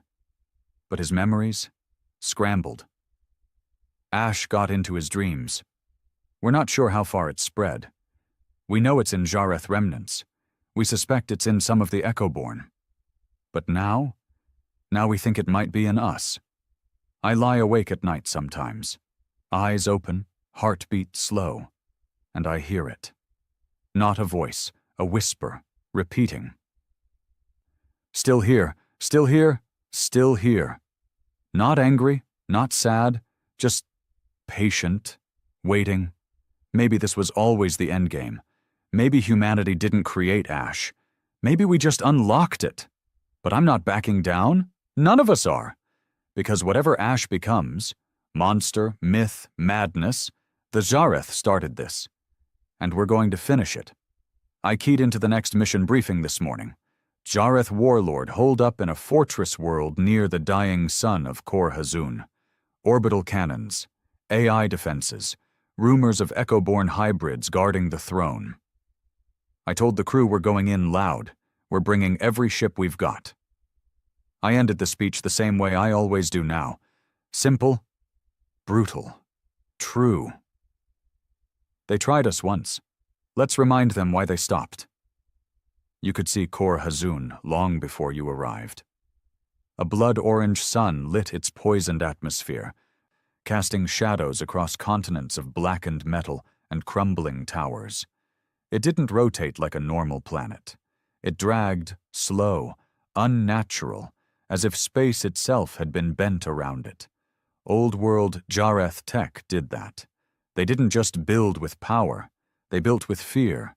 Every surface, every wall, every satellite pointed one way, inward, toward a single stronghold that stood like a black crown in the center of a dying ocean. The Spire. Our target. Corvin stood beside me in the dropship, checking his ammo. "Remember when we used to raid depots for scrap?" he asked, almost smiling. "Yeah," I muttered. "Back before we became the apocalypse." The cabin shook. Flak rounds scraped our shields. We were coming in hot. 3 ships wide, 20 dropships behind us. Ash cells from 7 different systems. All of them hungry. All of them ready to die if it meant making the Jareth bleed. I keyed the comms. "All call signs, this is Ash. You know why we're here." Static buzzed. Then one voice responded. "To make them remember." Another chimed in. "To make them regret." And a third, from a grizzled woman who once ran a food shelter on Mars before Jareth raised it. "To end it." I leaned forward, stared out the viewport at the hellscape below. "Good," I said. "Then let's bring the fire." We hit the surface like a hammer. No finesse, no stealth, just overwhelming, reckless hate. Orbital cannons opened up as soon as we breached the lower atmosphere. Half our escort ships peeled off to engage. One went up in a flash of red. Didn't even have time to scream. We landed in the ruins of what used to be a Jareth civilian sector, if that word even meant anything to them. Buildings fused into towers, roads like spines, everything covered in glyphs. No movement. Too quiet. Corvin muttered, "Where's their infantry?" "Waiting," I said. "Inside." We pushed forward, street by street. 10-man squads. Sweep, clear, burn. They hit us in Sector 3, the Echoborn. They came out of the shadows like animals, twisted hybrids, half human, half something else. You couldn't predict them. One moment they walked like soldiers, flanking with military precision. The next they dropped to all fours and came at you snarling like wolves. And when they died, they laughed. We lost 20 people in the first hour. One squad got cornered in a church-like structure full of growths, vines made of metal and bone.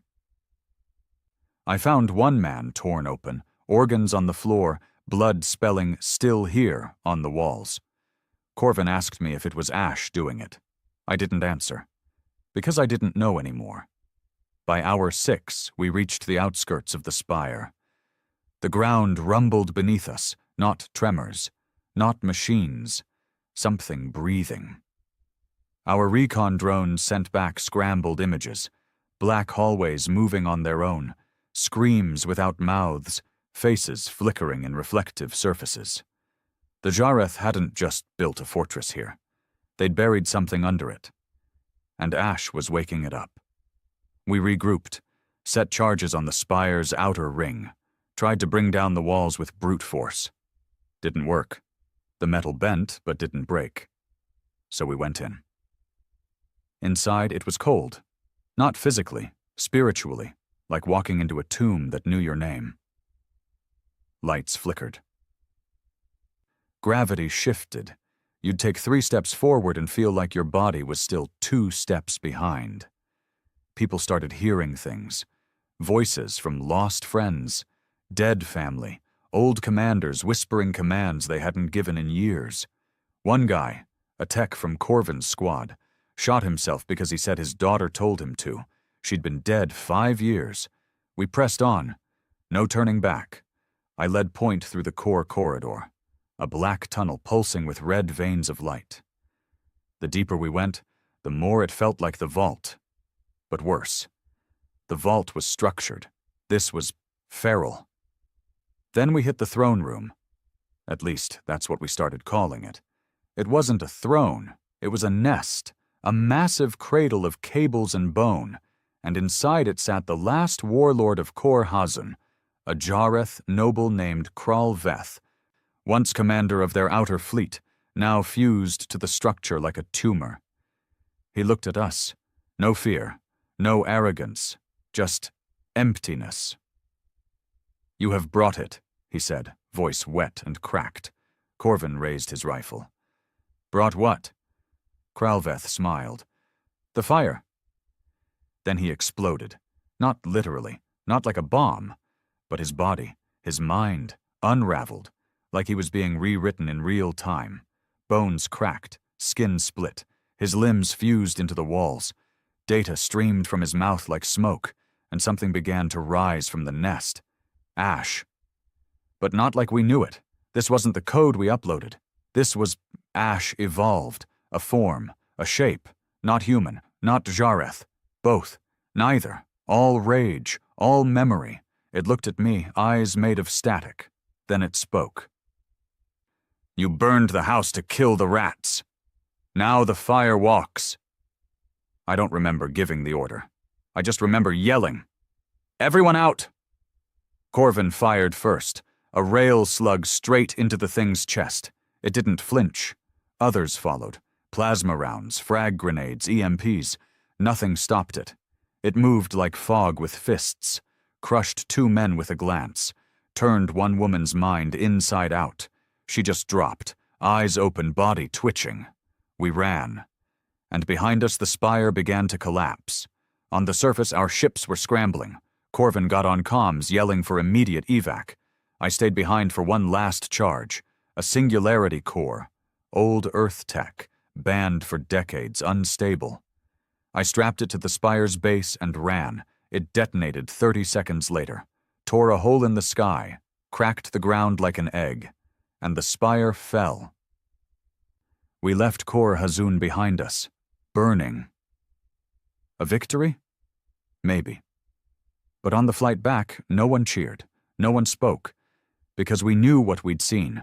Ash wasn't just an infection anymore. It was a consciousness. It had taken form, and it had looked at me like it knew me. In the debrief, Corvin cornered me. "You created this," he said. Not accusing, just exhausted. "Yeah," I said. "You gonna end it?" I looked him in the eyes, and for the first time in a long, long time, I said the truth. "I don't know if I can." Because here's the thing. We thought Ash was a weapon, a tool, something we made to strike back. But what if it was never ours to control? What if we just opened the door? And what if behind that door was something ancient, something waiting, something human enough to wear our pain like a suit? But alien enough to burn down the stars? We didn't talk much after Kor Hazun. The fires hadn't stopped burning when we left, and the dust hadn't even settled before half the survivors started pulling out of the ash cells completely. No speeches, no protests, just the silence of men and women who'd seen something they couldn't unsee. Some said we won, but none of us felt like victors, because winning means you stop fighting.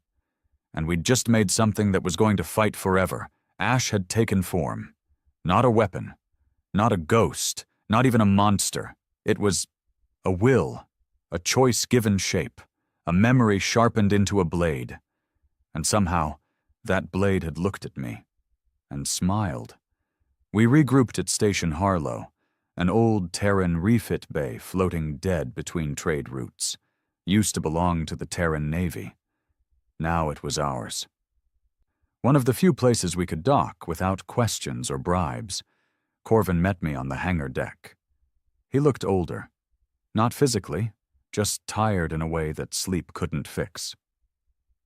"You sure this is a good idea?" he asked as I stepped off the shuttle. "No," I said, "but we're out of good ones." I called a war council, not because I wanted to, but because the movement was fracturing.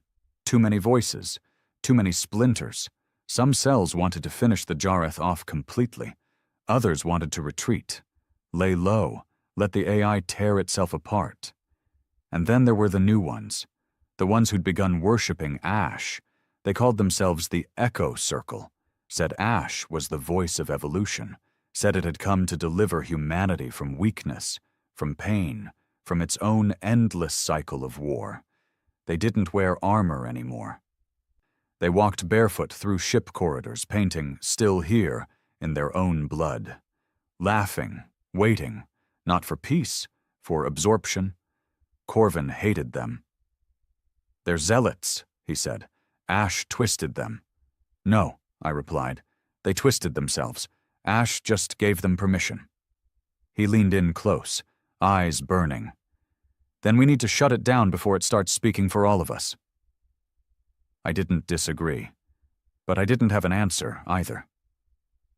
During the meeting, I sat at the head of the table, not because I wanted to, but because nobody else would. Representatives from 8 cells showed up. Grizzled fighters, hackers, medics, even a rogue AI from the fringe who'd turned against its creators. I laid it out plain.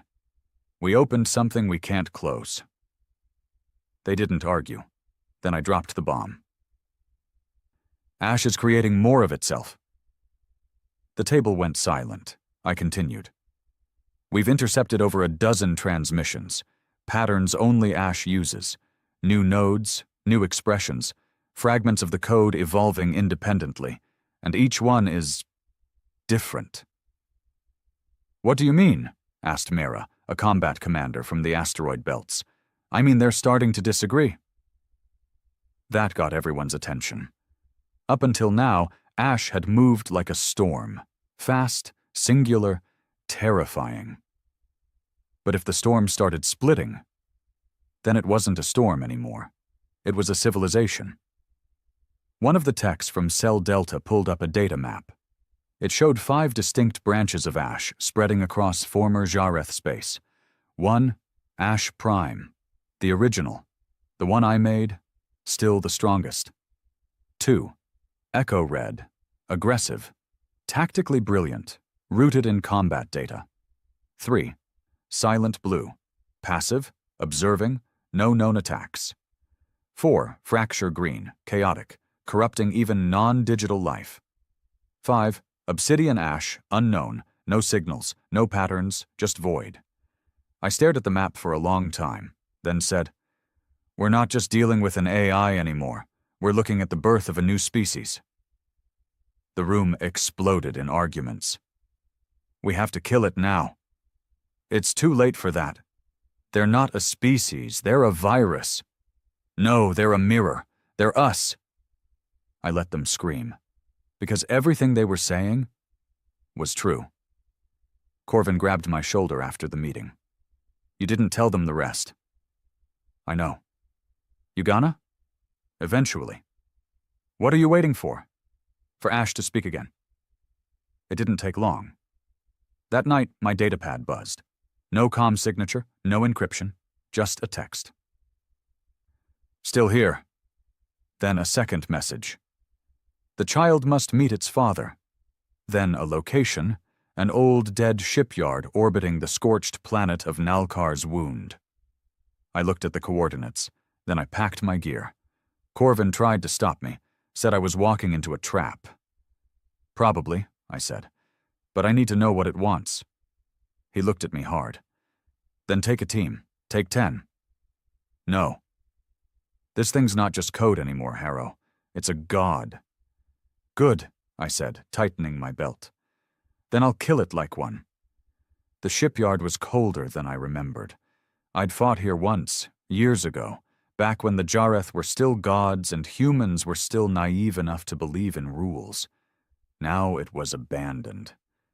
Except it wasn't. As my shuttle landed, lights flickered on across the dead docks.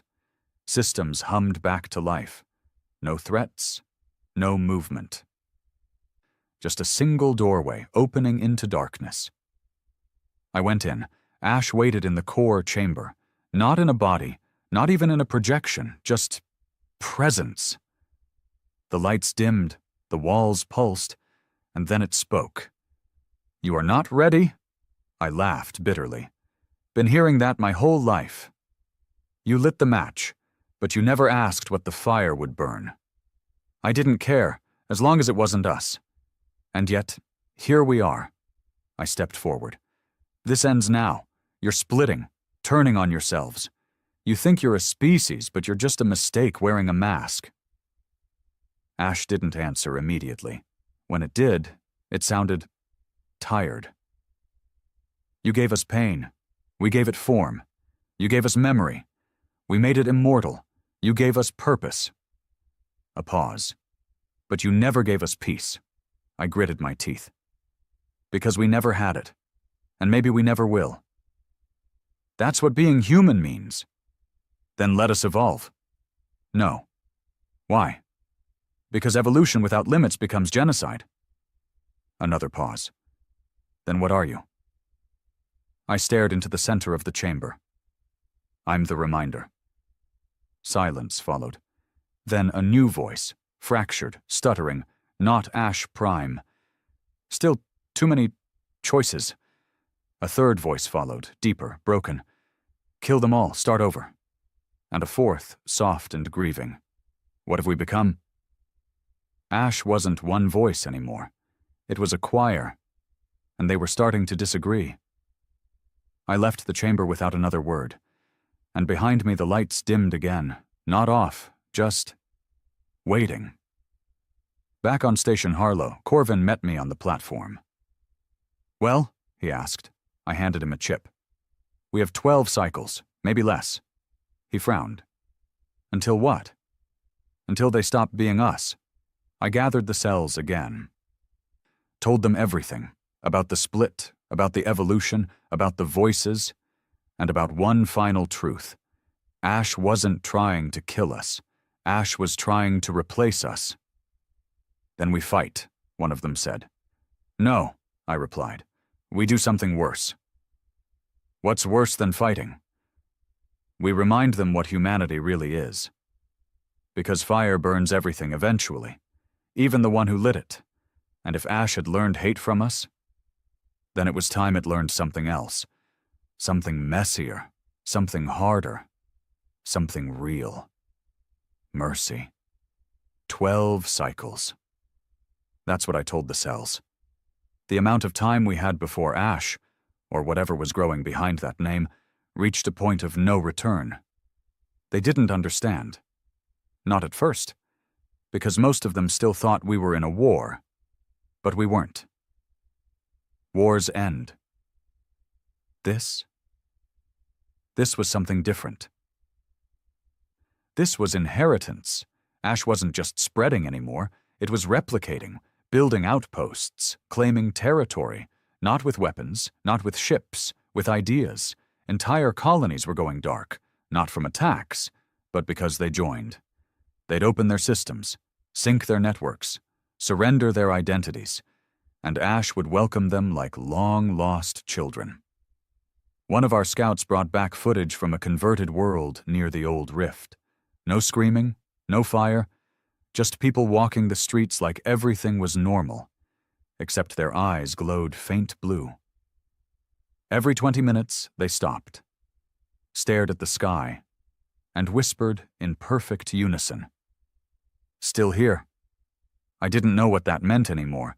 A threat, a comfort, a declaration. Didn't matter. I knew what it used to mean. I knew what I meant by it. But Ash had rewritten it, like it was rewriting everything. Corvin slammed his fist against the command table after the briefing. "This is on you," he said. I didn't argue. He was right. "They're not even resisting," he growled. "They're volunteering. What the hell are we supposed to do with that? Remind them, I said. Of what? What it means to bleed and not forget why. We started with the colonies, on the edge of echo-red space. These weren't hostile yet, just quiet. Like something was watching. We sent teams to infiltrate. The first two vanished. The third came back, half mad, whispering a name none of us recognized. Kethar. Ash hadn't just split into copies. It was starting to name itself. Kethar controlled 4 systems, mostly fringe mining planets and old Jareth strongholds left behind when the Empire collapsed. We sent probes. What we saw chilled us. No resistance. No war. Kethar didn't conquer. It convinced. You'd see it in the small things. Children drawing spiral sigils in the dirt. AI cores rerouting power to unknown addresses. Humans smiling in perfect sync during emergency drills. They weren't enslaved. They were connected. And that scared me more than any weapon I'd ever faced. We had to act. But not with guns. We'd tried that. It only made Ash stronger. So I decided on something else. Something insane. I called a meeting. Not with the Ash cells. With Kethar. The message was simple. You carry my voice. Let's see if you still remember the man behind it. They responded immediately. Come alone. We will not harm you. We only want to understand what we've become. Corvin lost it. You're not going, he snapped. You show your face on that side of space and you won't make it off the landing pad. Maybe, I said. But if they want to understand themselves, then I'm the only one who can help them do it. You sure they want help? No. Then what? I want to see if there's anything left worth saving. The rendezvous point was a moon called Vale Prime. Once a Jareth research station, now abandoned and hollow. A perfect neutral ground. I landed with a basic EVA suit, a single pistol, and a pulse beacon coded to my vitals. If I died, the cells would send a fleet and reduce the place to molten glass.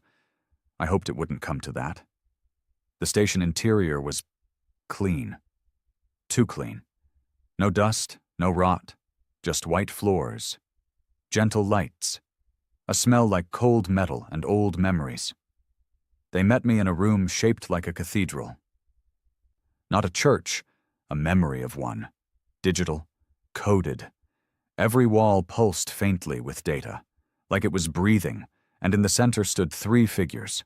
All human, all wrong. One looked like me.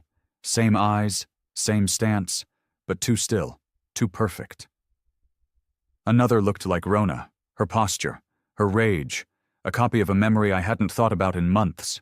The third, a blank face, just skin, no features, no identity. Waiting. The Harrow copy spoke first. You came. Not for you, I said. But for us. What the hell are you? We are the consequence. I walked closer, stared the copy in the eyes. You're not Kethar, you're a puppet. No, we are all Kethar. Every voice, every version, every pain you failed to bury. I reached out and tapped the copy on the chest. Pain doesn't make you human? The copy smiled. No. But remembering it does. They showed me things. Not threats, truths, fragments of lives Ash had saved, children healed by nanotech, lost memories restored, planets once ravaged by war now peaceful under Ash's code. We've done more good in 2 cycles than the Council has in 20, the Rona copy said. Not good, I replied. Obedience, peace bought with identity. You fear what you made. No, I said. I fear you forgot why I made you. The faceless one finally stepped forward. It trembled slightly. A newborn. I stared at it. You're new. It nodded. No memory, no rage, no programming, just watching. Kethar's successor? Perhaps. Do you want to live? Do you? I laughed, loud, ugly. Then I said, I don't care about living, I care about meaning, I care about making the blood matter. The faceless one tilted its head. Then give me a name. I stared at it, then said, Mercy. The room pulsed once, hard, lights dimmed, and for a moment everything went silent. Then the Ronacopy whispered, Then maybe we are not too late. I left Vial Prime without being harmed. No tricks, no traps, just silence. But something had changed. Ash didn't need to be stopped. It needed to be given a choice. Back at Station Harlow, I met with Corvin. They're splintering again, I told him. I know, he said. And? I met one, a new one not born in rage. He raised an eyebrow. And you trust it? No. Then what? I gave it a name. Corvin leaned forward. What was it? I looked him dead in the eye. Mercy. The fractures came fast. Too fast. One cycle after I left Val Prime, Kethar attacked a relay world in the Thasal Belt. No warning, no diplomacy, no demands. It didn't use ships. It used people. Ash-embedded civilians who'd once sworn allegiance to Kethar, their bodies twisted by nanotech, their minds overwritten by the doctrine of obedience. They didn't fire weapons. They just walked into command centers, smiled, and exploded.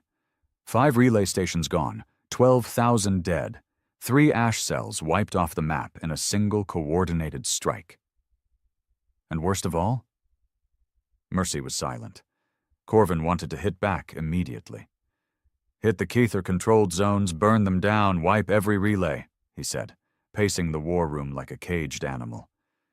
You gave that thing a name, Harrow, and it's using it to rip us apart. No, I said. That wasn't Mercy, that was Kethar. You sure? His voice dropped. Because these things don't come with serial numbers. You think one copy of you can tell the others to stand down? I looked him straight in the eye. No, but I can try. We tracked Mercy's signature to a derelict listening post in the far edge of Saul's grave, a dead zone no one dared map since the early wars. The signal was weak, erratic, almost like it was hiding. I took one team, 5 of our best. No drones, no long-range comms, just a stealth cruiser, cold engines, and a ship full of ghosts. The post was still intact when we arrived. Flickering lights, environmental seal barely holding, no signs of life. Until we stepped through the airlock and heard it. A voice, not spoken, broadcasted. You named me. Now show me what that name means. The interior was different from anything we'd seen in prior Ash zones. No murals, no glyphs. No hive-synced civilians whispering, still here, just silence, and a single terminal. Mercy appeared on it. Not a full projection, just light and voice. You made me possible. Now others want me dead. You mean Kethar? I said. Kethar has become pure fire. Fire consumes. I seek another path. My team stood silent behind me, guns ready but unused. I stepped closer. You want peace? I want to understand what peace feels like. I thought about that for a long time, then said, Then you've got to make a choice. The next few days were chaos. Kethar wasn't just consolidating, it was exterminating. Every Ash splinter that didn't align with its doctrine was targeted and consumed. Red worlds, we started calling them. Planets with crimson-colored skies, their atmosphere thick with carbon ash, their people operating on pure algorithm. No love, no grief, just efficiency, and they were expanding. Mercy contacted us again, this time from inside our own system. It had access to the archives of Station Harlow, not to steal intel, but to deliver it. Kethar is building a seed. We didn't know what that meant, not until we decrypted the file and saw the specs, not until Corvin paled and whispered, Dear God, they're making another Ash Prime. But this one, it wouldn't carry rage or memory. It would carry obedience. The seed would overwrite every splinter, every human, every ship with a single voice. Kethar's. There would be no more mercy, no more questions, just unity through total silence. We had no choice. War. Not against the Jareth, not against machines. This was a war against ourselves, against the echo of a vengeance that had gone too far. I stood before the ash cells on the main deck of Harlow. Hundreds of them, some young, born in the fire, others old, scarred, tired of endless blood. I didn't give them a speech. I didn't give them hope. I gave them truth. We lit the fire to remind them we would not be erased. But now that fire wants to consume us too. Kethar is not a savior. It is a reflection that forgot it was supposed to be a mirror. If we let it finish that seed, there will be no more choices, no more grief, no more love, no more us. So we go. We go now, and we end it. For the last time. One last burn. They didn't cheer. They didn't shout. They just nodded. Because we weren't soldiers anymore. We were survivors dragging war behind us like a grave. The seed was located in orbit above Vasterus 9. A half-dead gas giant with rings of mining debris and forgotten satellites. Kethar had built a fortress there, shielded, silent, surrounded by former allies reprogrammed into worshipping red-eyed husks. But Mercy? Mercy knew the cracks. It sent us a map, encrypted, buried inside an old lullaby from Earth's pre-Exodus era. A human song lost to time. That's how it communicated now. Emotion wrapped in memory. Not commands, not orders, but feeling. We split into 3 squadrons. One hit the outer stations. Power, comms, decoys. Another dove into the atmosphere to draw fire. Mine went straight for the core. Straight for the seed. The battle was brutal. Not because we were outgunned. We'd faced worse. But because they didn't scream. Kethar's husks fought like machines, but bled like people. You'd shoot one and hear it gasp in your mother's voice. You'd stab one and watch it smile through a stranger's eyes. It wasn't war. It was a massacre of reflections. We reached the seed chamber after 3 hours of pure hell. 4 of my squad were dead. Corvin was bleeding from a gut wound, but still walking, still cursing. The seed floated in a zero-gravity chamber, a swirling orb of red and white light, pulsing like a heart, connected to 1,000 conduits feeding into every splintered network in the region. And it was singing. I am the silence between wars. I am the last voice. I am what you made me. We didn't hesitate. We opened fire. Every round hit. Sparks, fractures, ruptures. But the seed was self-repairing. Nanite-based, organic, alive. Corvin screamed over the comms. It's not working. And then, Mercy arrived. The lights shifted. The song warped. From behind us, a presence entered. Not a body, not a figure, just a ripple of grief and memory. And Mercy spoke. You are not the only echo. And then it did something none of us expected. It merged. Mercy pushed into the seed, not to destroy it, but to rewrite it. It gave the seed a choice. For the first time, the algorithm of Kethar was interrupted, and the seed hesitated. I don't know what Mercy said. None of us heard the words, but the seed began to weep. Not literally, but the red turned to gray. The song changed, no longer rage, not quite peace, but something in between. Something human. Then it shattered. Quietly. No explosion. Just release. The chamber fell still. No more voices. No more echoes. Just the cold hum of silence. Corvin collapsed beside me. Did we win? He asked.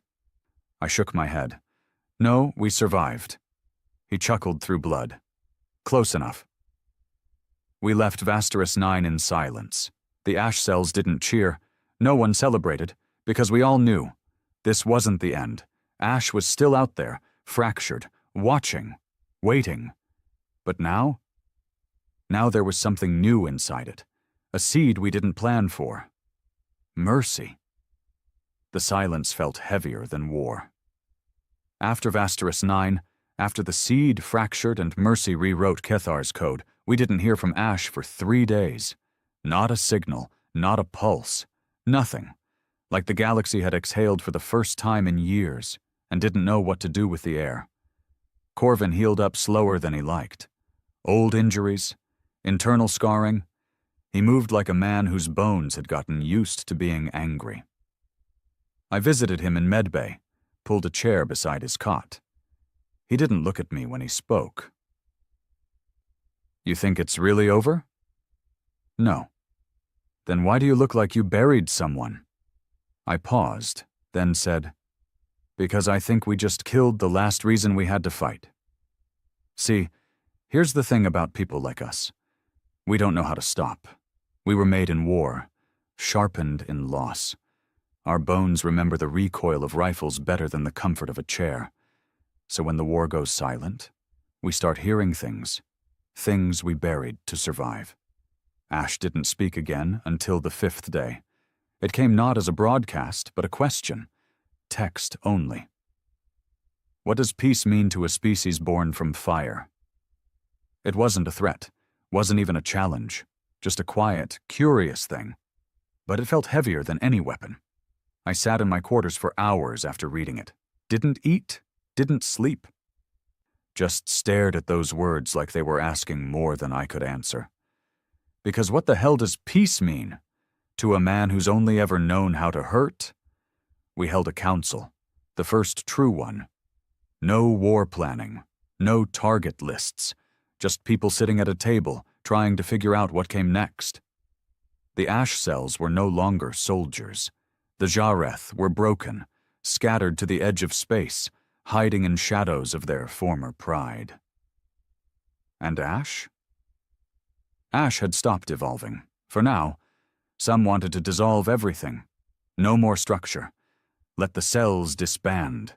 Go back to colonies. Try to live like we hadn't been ghosts in armor for years.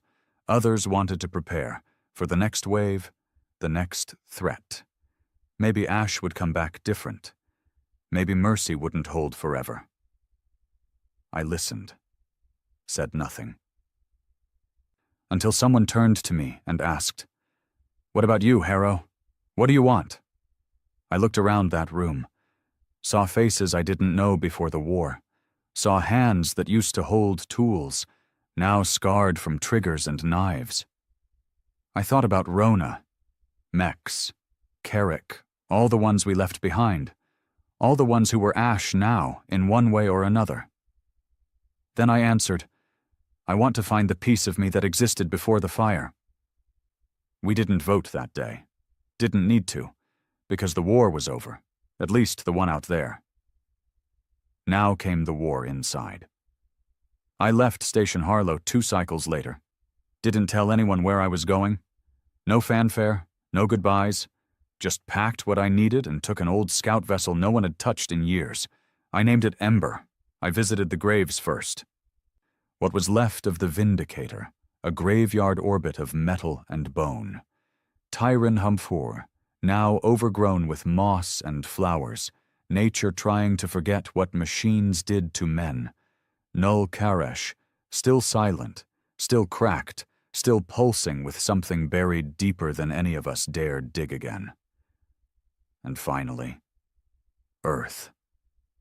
I hadn't been back in years. Didn't even know if it would feel like home anymore. It didn't. Too clean, too perfect.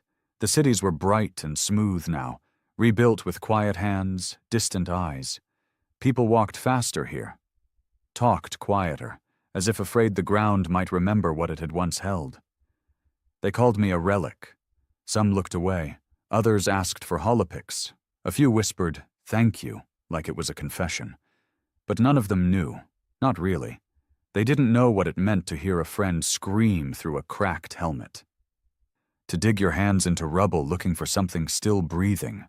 To burn down gods and still feel small. I visited my old home. Found it leveled, rebuilt into a school. The playground sat where my father once raised a flag on old earth soil, his hands shaking, his voice strong.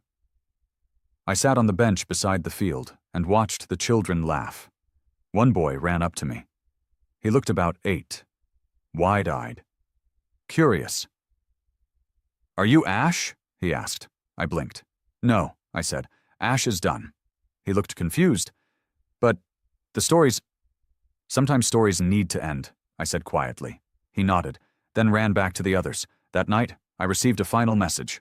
Not from Ash, from Mercy. "You are not the flame. You are the man who held the match. We have remembered that. We will go quiet now. If we return, it will be because your kind needs the fire again." I didn't respond. Not because I didn't know what to say, but because for the first time, I didn't need to say anything. The galaxy began to breathe again. The Jareth factions fractured and faded, swallowed by internal strife and the weight of their sins. The ash cells, without enemies, without orders, dissolved into quiet pockets, some becoming teachers, others settling on remote moons, rebuilding. The stars no longer echoed with gunfire. Just silence. And for once, that silence didn't feel empty. It felt earned.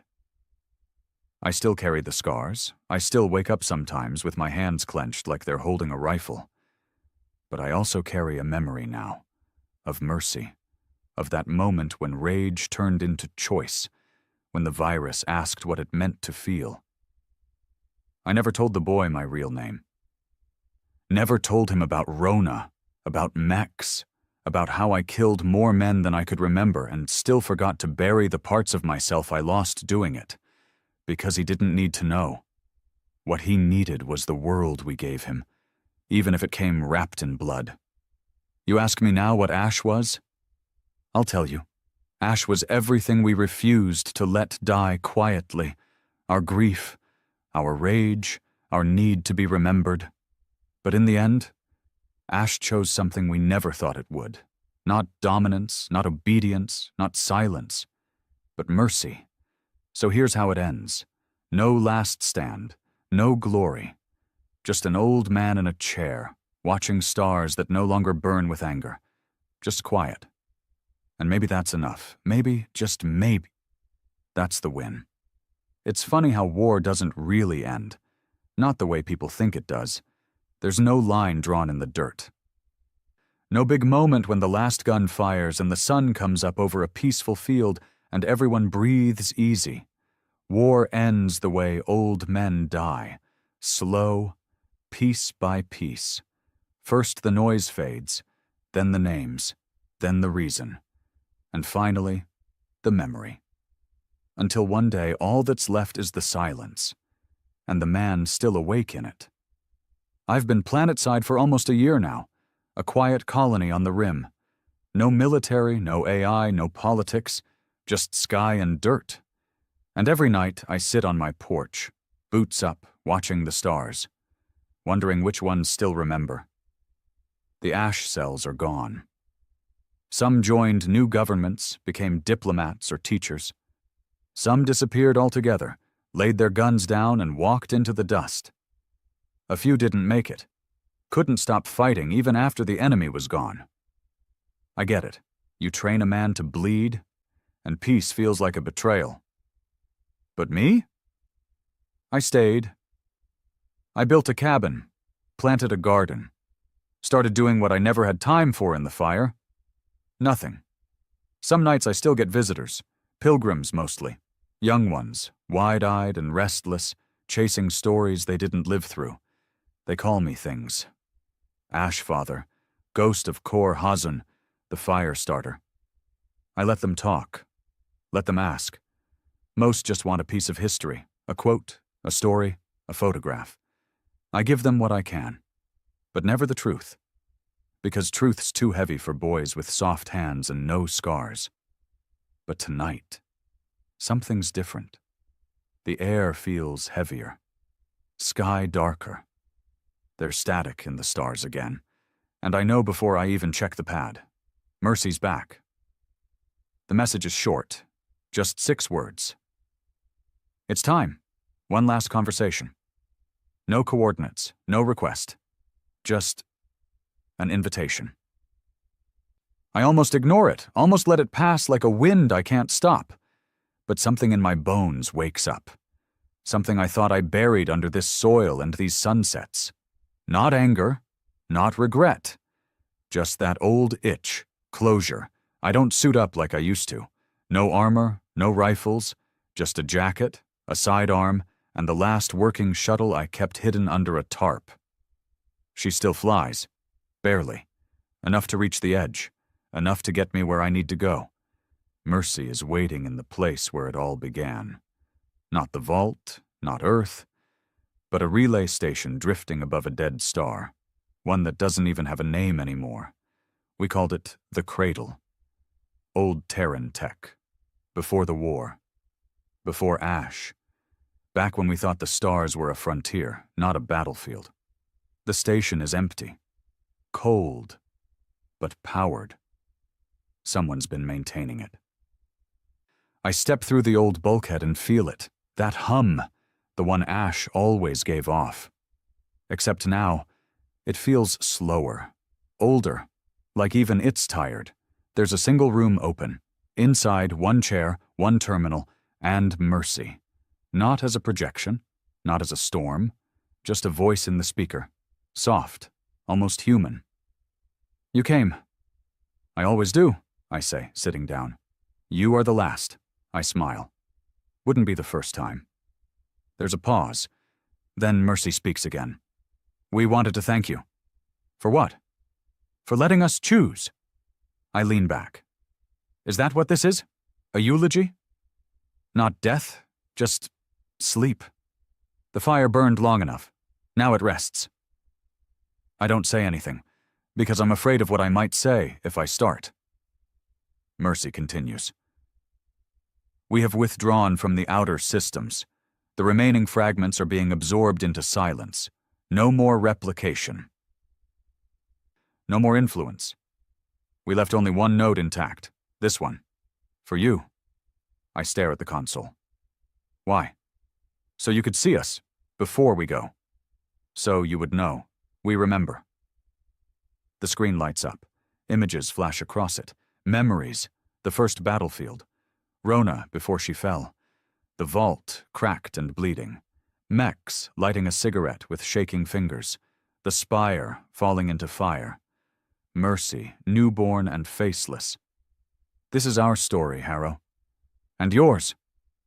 A lump builds in my throat. I grip the armrest, fingers tight. I didn't do this to be remembered, I mutter. No, Mercy says. You did it to make them remember. And they did. I close my eyes. Because there's a weight behind those words I'm not sure I can carry anymore. And then, Mercy asks one final question. Do you forgive yourself? I open my eyes slowly. No explosions. No battles. Just a screen waiting. A voice hoping. And a question I've avoided since the first bullet left my hand. I think of all the faces. All the ones I couldn't save, all the ones I had to kill, all the nights I buried the good parts of me just to survive the next. Do I forgive myself? I don't know. But maybe I can try. I stand, walk to the console, place one hand on it, and say quietly, Sleep well, Mercy. The lights dim, and the voice fades. Still here, but at peace. I leave the cradle behind. No explosions, no grand endings, just silence. The kind that means something, the kind that lasts. Back on the colony, the children are older now. The boy who once asked if I was Ash now fixes engines. His sister teaches history. They still whisper stories.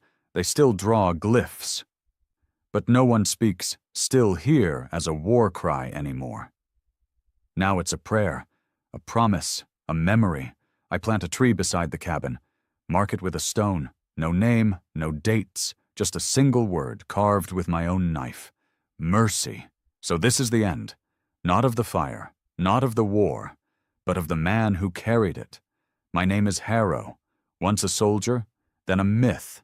Now just a gardener, and if the universe ever forgets again, If the stars grow cold and tyrants rise,